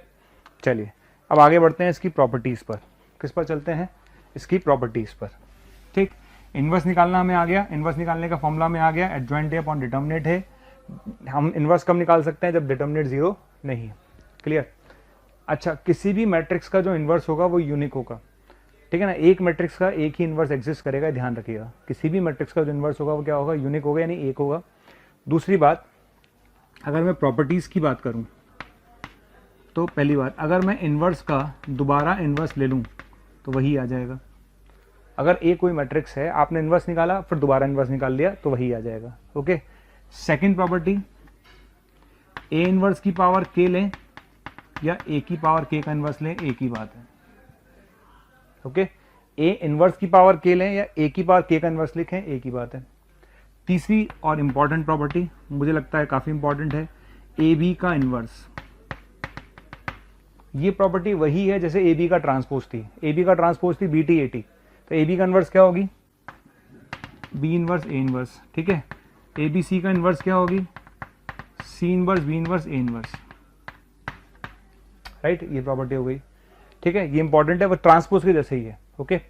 चौथी और सबसे ज्यादा इंपॉर्टेंट, जो मुझे ज्यादा इंपॉर्टेंट लगती है, वो क्या है, अगर मैं आपसे ए इनवर्स का डिटर्मिनेट पूछ लूं, क्या पूछ लूं, ए इनवर्स का डिटर्मिनेट, तो मैक्सिमम बच्चे क्या करेंगे, पहले ए इनवर्स निकालेंगे फिर उसका डिटर्मिनेट निकालेंगे, बहुत लंबा प्रोसेस है। तो आप ध्यान रखिएगा जो मैं बता रहा हूं, सिंस वी नो दैट कि ए इंटू ए इनवर्स आई होता है, since we know that A into A inverse I होता है, अगर मैं दोनों तरफ डिटर्मिनेट अप्लाई कर दूं, ठीक है, डिटर्मिनेट अप्लाई करने के बाद determinate of A, determinate of A inverse और आई का डिटर्मिनेट 1, तो यहां से एक बहुत बहुत बहुत इंपॉर्टेंट रिजल्ट निकल कर आ गया कि ए इनवर्स का डिटर्मिनेट 1 अपॉन डिटर्मिनेट ऑफ ए के बराबर होता है। राइट, ए इनवर्स का डिटर्मिनेट 1 अपॉन डिटर्मिनेट ए के बराबर होता है। इट्स वेरी वेरी इंपॉर्टेंट, ध्यान रखें। ए इनवर्स का डिटर्मिनेट क्या होगा, 1 अपॉन डिटर्मिनेट ए। इस पर मैं क्वेश्चंस लूंगा तो इस चीज का आप ध्यान रखिएगा। राइट, चलिए अब हम चलते हैं क्वेश्चंस की तरफ। क्वेश्चंस किस तरह से हम सॉल्व करेंगे इस पर, तो जो क्वेश्चंस जिस तरह से आते हैं मेंस में आए हुए हैं क्वेश्चंस, हम इस तरह से देख लेते हैं। देखिए मैं फर्स्ट क्वेश्चन ले रहा हूं। फर्स्ट क्वेश्चन है मेरे पास 1011 का इनवर्स, 1021 का इनवर्स, ठीक है, 1031 का इनवर्स, और 1 0 एन 1 का इन्वर्स, ये बराबर है किसके 100 का, ये 100 यहाँ पर, ये बराबर है किसके 1 बी और ए और 1। आपने मुझसे पूछा है ए और बी क्या होगा, ये क्वेश्चन आपने मुझसे पूछ लिया। अब चूंकि 2/2 है तो 2/2 का इन्वर्स निकालने में तो मैं सेकंड्स लगते हैं। कैसे लिखेंगे, देखिए सबसे पहले मुझे इसका इन्वर्स लिखना है, इसका क्या लिखना है इन्वर्स। तो मैंने इसका डिटर्मिनेंट निकाला, इसका डिटर्मिनेंट 1 है, इन सब का डिटर्मिनेंट 1 है, ठीक है, इन सब का डिटर्मिनेंट 1 है, तो डिटर्मिनेंट की तो टेंशन है ही नहीं। और एडजॉइंट निकालने की शॉर्ट ट्रिक मैं बता चुका हूं कि 2/2 का अगर मुझे एडजॉइंट निकालना है तो कैसे निकालेंगे, इन दोनों का आपस में बदल देंगे और इन दोनों के साइन बदल देंगे। क्लियर है। तो इसका इन्वर्स क्या हो गया, इसका इन्वर्स हो गया 1 1 -1 0, डिटर्मिनेंट तो 1 है। इसका इन्वर्स क्या हो गया 1 1 0 -2, ऐसे ही 1 0 1 -3, ठीक है, और ऐसे चलते जाएंगे, ये आएगा 1 1 0 -100 और ये बराबर है 1 ए बी और 1 के। क्लियर। और आज के लेक्चर में एक मैंने क्वेश्चन लिया था प्रोडक्ट का, जब मैंने प्रोडक्ट करके दिखाया था सेम ऐसा ही क्वेश्चन था, बस फर्क कितना था, वहाँ 1 था, यहाँ 2 था, वहाँ 3 था, बिल्कुल सेम यही क्वेश्चन था। तो जब आप इसको मल्टीप्लाई करेंगे तो मल्टीप्लाई करने पे यू विल गेट 1 0 1 और यहाँ आएगा -1 + 2 + 100 और ये बराबर है किसके 1 ए बी और 1 के।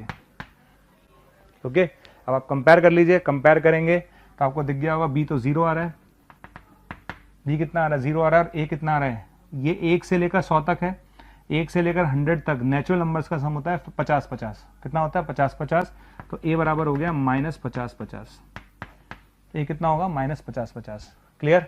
तो इस क्वेश्चन का आंसर हम क्या टिक करेंगे, बी 0 होगा और ये कितना होगा -50 50। नेक्स्ट क्वेश्चन लेते हैं अपन इस पर। नेक्स्ट क्वेश्चन है मेरे पास 1 3 -4 -2 इंटू एक्स बराबर आ जाएगा 16 -6 7 और 2। तो आपको बताना है एक्स क्या होगा। ये क्वेश्चन है 1 3 -4 -2 एक्स 16 7 -6 2 एक्स क्या होगा। क्लियर। अब देखिए ऐसे क्वेश्चंस को कैसे डील करेंगे, है ना। अच्छा, क्या मैं इस मैट्रिक्स को ए बोल दूं, बोल सकता हूं। क्या मैं इस मैट्रिक्स को बी बोल दूं, बिल्कुल बोल सकता हूं, बोल दिया। तो अब मेरा क्वेश्चन क्या है, मेरा क्वेश्चन है बेसिकली ए एक्स बराबर बी के।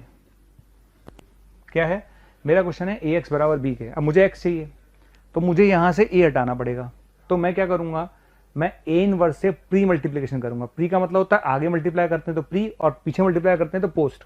तो मैंने क्या करा, दोनों तरफ ए इनवर्स से मल्टीप्लाई कर दिया। क्योंकि मैंने आगे मल्टीप्लाई किया है इसे प्री मल्टीप्लिकेशन बोलते हैं। Clear. A into A inverse निकालें तो भी आई है और ए इनवर्स इंटू ए निकालें तो भी आई है, तो आई इंटू एक्स बराबर ए इनवर्स बी और एक्स इंटू आई क्या होगा एक्स, एक्स इंटू आई क्या होगा एक्स। क्लियर है। तो मेरे पास x बराबर कितना आ गया, मेरे पास x बराबर आ गया a इनवर्स b। यानी अब अगर मुझे इस क्वेश्चन में x निकालना है तो मुझे क्या निकालना है a इनवर्स b। क्लियर। तो इस क्वेश्चन में अगर मुझे x निकालना है तो क्या निकालना है a इनवर्स b। तो a इनवर्स b यानी अब मेरा क्वेश्चन पता है क्या है, मेरा क्वेश्चन है x बराबर a इनवर्स b। b कितना है 16 -6 7 और 2। ये मेरा क्वेश्चन है। अब आप इसका इनवर्स निकाल सकते हैं। 2/2 का इनवर्स निकालने की ट्रिक मैंने आपको बताई है। पहले इसका डिटर्मिनेंट चेक कर लेते हैं। इसका डिटर्मिनेंट आ रहा है 10। ओके, इसका डिटर्मिनेंट कितना आ रहा है 10। एडजॉइंट निकालने की ट्रिक अपन को पता ही है, इन दोनों को आपस में बदल देंगे और इन दोनों के साइन चेंज कर देंगे। क्लियर। इन दोनों को आपस में बदल देंगे और इन दोनों के साइन चेंज कर देंगे। क्लियर है। तो यहां से x आप निकाल सकते हैं आप लोग। तो x कितना आ जाएगा, x आ जाएगा 32 माइनस, तो ये आएगा माइनस का 4, बिल्कुल ठीक। ये आ जाएगा 12 + 8 20, ये भी ठीक है। इधर आएगा माइनस का 48 प्लस माइनस का 41 और लास्ट वाला आ जाएगा मेरे पास 18 और 20 डिवाइड बाय 10। ये आपका आंसर हो जाएगा।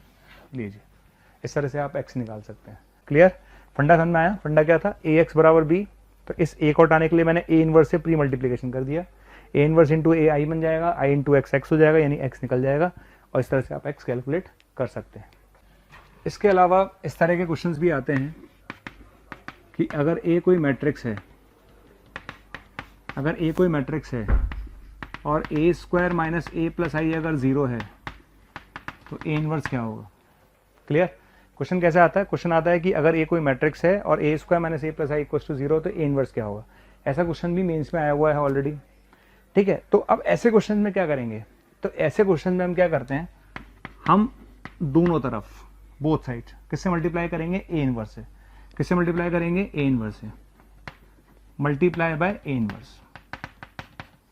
किससे मल्टीप्लाई करेंगे, ए इनवर्स से, तो A inverse into A square, A inverse into A square, A बन जाएगा, A inverse into A square, A बन जाएगा, ए इनवर्स इंटू ए, आई बन जाएगा, ए इनवर्स इंटू ए, आई बन जाएगा, A inverse into I, A inverse बन जाएगा बराबर 0, ए inverse into A square A inverse into A I, A inverse into I, A inverse. तो यहाँ से ए इनवर्स कितना आ जाएगा, आई माइनस ए। तो ये फॉर्मूला होगा ए इनवर्स निकालने का। ठीक है, मतलब इस तरीके से हम ए इनवर्स निकाल सकते हैं। ऐसे क्वेश्चन 2 बार आया है, ये ऑलरेडी एग्जाम में आया क्वेश्चन है, ऐसा ही क्वेश्चन और आ चुका है, उसमें भी यही किया गया था, दोनों तरफ आप ए इनवर्स से मल्टीप्लाई कर दो, तो इस तरह से आप इनवर्स निकाल सकते हैं। नेक्स्ट क्वेश्चन है ए बराबर 3 2 अल्फा और बी बराबर दे रखा है 3 7 1 3। ओके, और आपको दे रखा है 2a की पावर 9 बी इनवर्स बराबर 2 माइनस का। ओके, तो आपको बताना है अल्फा की वैल्यू क्या होगी, ये क्वेश्चन है। ठीक है, ए दे रखा है, बी दे रखा है, ये दे रखा है, और आपसे पूछा अल्फा क्या होगा। अब कैसे स्टार्ट करूं इस क्वेश्चन को। ओके, पहली बात ये डिटर्मिनेट का सिंबल है ना। अच्छा, बार बार पता नहीं मैं कितनी बार बोल चुका हूँ कि डिटर्मिनेट ऑफ के बराबर होता है के की पावर एन, बाहर आ जाएगा। डिटर्मिनेट ऑफ के बराबर क्या होगा, के की पावर एन, बाहर आ जाएगा। क्लियर है, तो ये पूरा तो एक मैट्रिक्स मान लेते हैं, ये के हो गया, तो बाहर क्या आएगा 2 का स्क्वायर, बाहर कितना आएगा 2 का स्क्वायर, राइट। तो इस एक्सप्रेशन को क्या लिखूंगा, इसमें से बाहर आएगा 2 का स्क्वायर। 2 का स्क्वायर क्यों आएगा, क्योंकि ये 2/2 का मैट्रिक्स है, तो 2 का स्क्वायर बाहर आ जाएगा। अंदर क्या बचेगा, डिटर्मिनेट ऑफ ए की पावर 9 बचेगा, डिटर्मिनेट ऑफ बी का इन्वर्स बचेगा, बराबर में क्या बचेगा, माइनस का 2 बचेगा। ठीक, 2 का स्क्वायर बाहर क्यों आया समझ में आ गया, इस प्रॉपर्टी से। इसको ऐसे लिख सकते हैं, इसको ऐसे लिख सकते हैं। क्लियर, ये बनेगा 4, डिटर्मिनेट को लिख सकते हैं डिटर्मिनेट ए की पावर 9, और आज ही मैंने बताया है अभी कि बी इनवर्स का डिटर्मिनेट होता है 1 by determinant of B, B inverse का डिटर्मिनेट होता है 1 by determinant of B. Clear, अब आप क्या करेंगे, रखते जाइए। चलिए ए का डिटर्मिनेट निकाल लेते हैं। ए का डिटर्मिनेट आएगा यहाँ से 3 अल्फा माइनस 4 की पावर 9। ओके, डिटर्मिनेट ए कितना आएगा, 3 अल्फा माइनस 4 की पावर 9। डिटर्मिनेट बी कितना आ रहा है, डिटर्मिनेट बी आई थिंक 2 आ रहा है, डिटर्मिनेट बी कितना आ रहा है, 2 आ रहा है, बराबर -2। क्लियर, ये कैंसिल हो जाएगा। ओके, तो आपके पास बचेगा कितना, 3 अल्फा माइनस 4 की पावर 9 बराबर -1।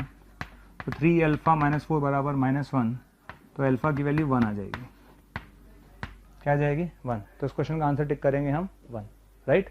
तो इस तरह क्वेश्चंस को आप कर सकते हैं, और इस टाइप का कोई भी क्वेश्चन आएगा तो आपको ऐसे ही डील करना है। तो इन्वर्स पे हम एक क्वेश्चन और ले लेते हैं। ओके, जैसे ये क्वेश्चन है, ए 3/3 नॉन सिंगुलर मैट्रिक्स है, ए 3/3 नॉन सिंगुलर मैट्रिक्स है। ओके, उसने बोला है कि ए ट्रांसपोज बराबर ए ट्रांसपोज अगर ए है, और उसने ये भी बोला है कि बी बराबर अगर ए इनवर्स ए ट्रांसपोज है, तो आपको बताना है बी बी टी क्या होगा। क्वेश्चन क्या पूछा है उसने, बी बी टी क्या होगा। Options are I plus B, B option I है, सी ऑप्शन हमारे पास बी इनवर्स है, और डी ऑप्शन है बी इनवर्स का ट्रांसपोज। ओके, क्वेश्चन कहता है कि ये 3/3 का नॉन सिंगुलर मैट्रिक्स है, A transpose equals to A transpose A है, और बी बराबर दे रखा है ये, तो बी बी टी क्या होगा। ओके, चलिए सबसे पहले बी बी टी निकाल लेते हैं। B B T, B B T, तो बी क्या होगा, A inverse A transpose, B T क्या होगा, ए इनवर्स ए ट्रांसपोज का transpose. Okay, B B T, B B T, यहाँ तक कोई दिक्कत है ही नहीं, आगे चलते हैं। यहाँ तक आने के बाद प्रॉपर्टी लगाइए, ए बी का ट्रांसपोज, क्या लगाना है, ए बी का ट्रांसपोज। तो ए बी का ट्रांसपोज उल्टा चलेंगे, याद है ना, ए बी का ट्रांसपोज क्या था, बी टी ए टी, उल्टा चलेंगे। ए ट्रांसपोज का ट्रांसपोज ए, ए ट्रांसपोज का ट्रांसपोज ए, उधर कितना आएगा, ए इनवर्स का ट्रांसपोज। क्लियर है, समझ में आ गया कैसे लिखा मैंने, कैसे लिखा, क्लियर है। इसका लिखेंगे ए टी का टी ए, और ए इनवर्स का ट्रांसपोज। क्लियर, यहां तक आने के बाद यहाँ तक आने के बाद आप देखिए क्वेश्चन में लिखा हुआ है ए ए टी बराबर ए टी ए है, ए ए टी बराबर ए टी ए है, तो A inverse A T A को लिख सकता हूँ ए ए टी, क्लियर।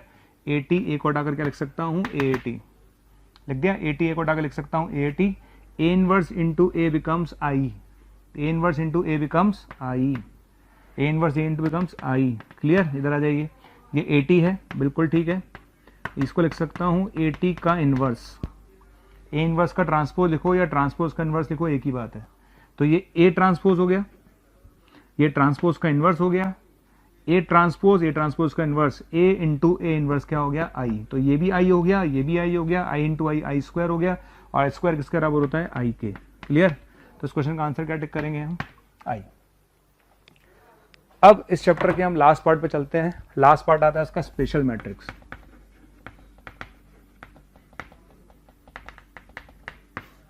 क्या आता है, स्पेशल मैट्रिक्स। ओके, इसमें कुछ मैट्रिक्स ऐसी हैं जिनको हम स्पेशल मैट्रिक्स बोलते हैं, क्योंकि वो कुछ डेफिनेशन इसकी यूनिक है इसलिए। ओके, सबसे पहला आता है idempotent, idempotent, idempotent matrix. Okay, idempotent का मतलब क्या होता है, A is said to be idempotent. A एक मैट्रिक्स है जो आइडम पोटेंट कहलाएगा यदि इफ ए स्क्वायर अगर ए के बराबर आ जाए। ओके, अगर ए स्क्वायर की वैल्यू ए के बराबर आ जाती है तो उसे बोलते हैं हम आइडम पोटेंट, राइट। अच्छा, इसको हम जनरलाइज कर दें। जनरलाइज का मतलब, यार ये तो ऑब्वियसली बात है कि अगर ए स्क्वायर अगर ए के बराबर आ रहा है तो ए क्यूब भी ए के बराबर आएगा। तो जनरलाइज करने का लिख सकते हैं ए की पावर एन भी ए के बराबर होगा। ओके, आइडम पोटेंट मैट्रिक्स की बेसिक डेफिनेशन क्या है, किसी भी मैट्रिक्स का स्क्वायर करने पे अगर वही आ जाता है तो उसे आइडम पोटेंट कहते हैं। और ऑब्वियसली बात है, अगर ए स्क्वायर अगर ए आ रहा है तो ए क्यूब भी ए आएगा, ए की पावर 4 भी आएगा और ए की पावर एन भी ए आएगा, राइट। इसका सबसे अच्छा एग्जांपल है आइडेंटिटी मैट्रिक्स यानी यूनिट मैट्रिक्स, क्योंकि यूनिट मैट्रिक्स का स्क्वायर करेंगे तो वापस यूनिट मैट्रिक्स आ जाएगा। सेकंड नंबर पर आता है इनवॉल्यूटरी, इनवॉल्यूटरी मैट्रिक्स। ठीक, A is said to be involutory. एक मैट्रिक्स ए इनवॉल्यूटरी कहलाता है अगर ए स्क्वायर बराबर आई हो, ए स्क्वायर बराबर क्या हो, आई हो। ठीक है, कोई भी मैट्रिक्स इनवॉल्यूटरी कहलाएगा अगर उसका स्क्वायर करने पर आई आ जाए।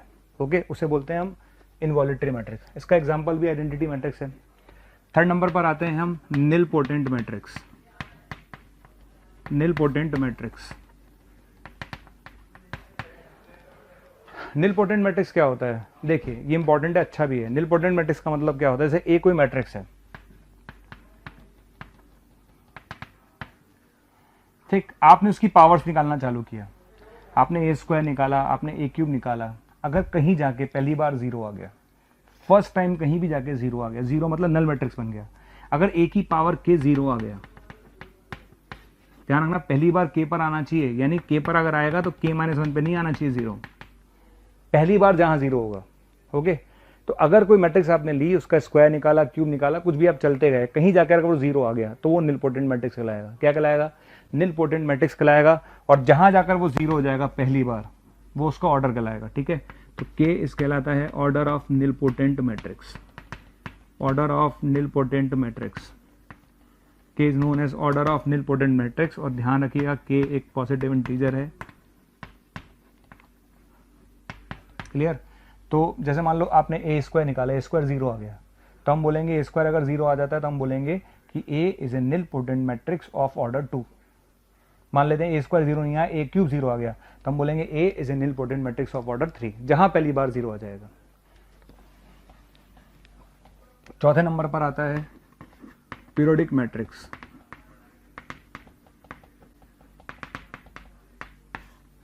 चौथे नंबर पर आता है पीरियोडिक मैट्रिक्स। ठीक है, देखिए हम फंक्शन में पीरियोडिक फंक्शंस पढ़ाते हैं। पीरियोडिक फंक्शंस में क्या होता है, ऐसा फंक्शन जो बार बार रिपीट हो।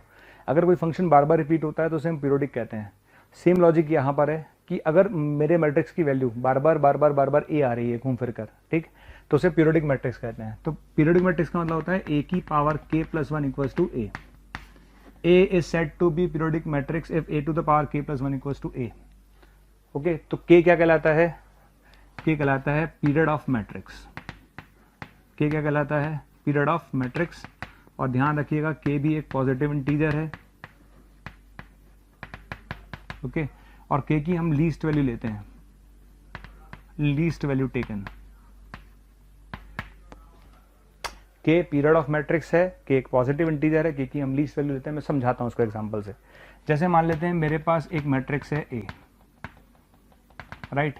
आपने इसका ए स्क्वायर निकाला, ए नहीं आया। आपने ए क्यूब निकाला, ए आ गया, ए क्यूब ए, ठीक है। फिर आप ए फोर निकालोगे, है ना।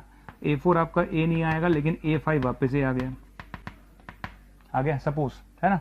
तो ए क्यूब ए आया, फिर ए फाइव ए आया, फिर सपोज ए सेवन ए आया, फिर आपका ए नाइन वापस ए आ गया, ओके। ऐसे प्रोसेस चलता जा रहा है। तो ए क्यूब ए आया, ए फाइव ए आया, ए सेवन ए आया, ए नाइन ए आया, तो बार बार रिपीट हो रहा है। और कितने गैप के बाद रिपीट हो रहा है, हर 2 के बाद रिपीट हो रहा है। तो उसका पीरियड कितना हो गया, 2, राइट। यानी इसका मतलब है कि एक पीरियोडिक मैट्रिक्स होगा जिसका पीरियड कितना है, 2। इसका बाद हम चलते हैं ऑर्थोगोनल मैट्रिक्स पर। किस पर, orthogonal matrix, okay. Orthogonal matrix क्या होता है, ये इंपॉर्टेंट है, मतलब इस पे क्वेश्चन पूछ सकता है वो। मैंने जो 5 मैट्रिक्स आपको पढ़ाए हैं उन 5 में सबसे इंपॉर्टेंट ऑर्थोगोनल है। ऑर्थोगोनल मैट्रिक्स क्या होता है, A is said to be orthogonal, okay. A is said to be orthogonal. एक मैट्रिक्स ऑर्थोगोनल कहलाती है,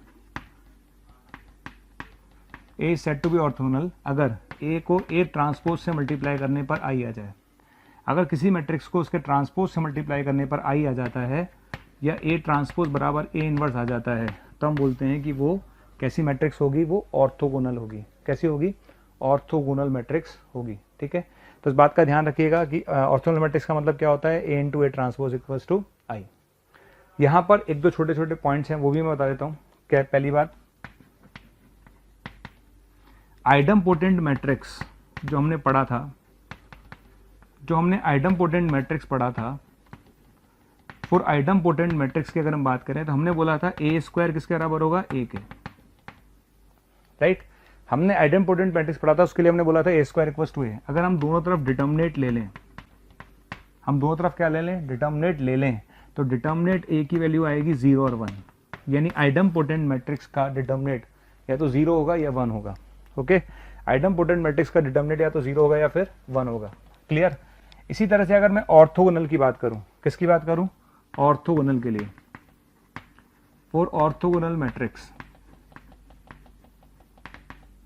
अगर मैं ऑर्थोगोनल की बात करूं तो ए ट्रांसपोज बराबर आई है, क्लियर है।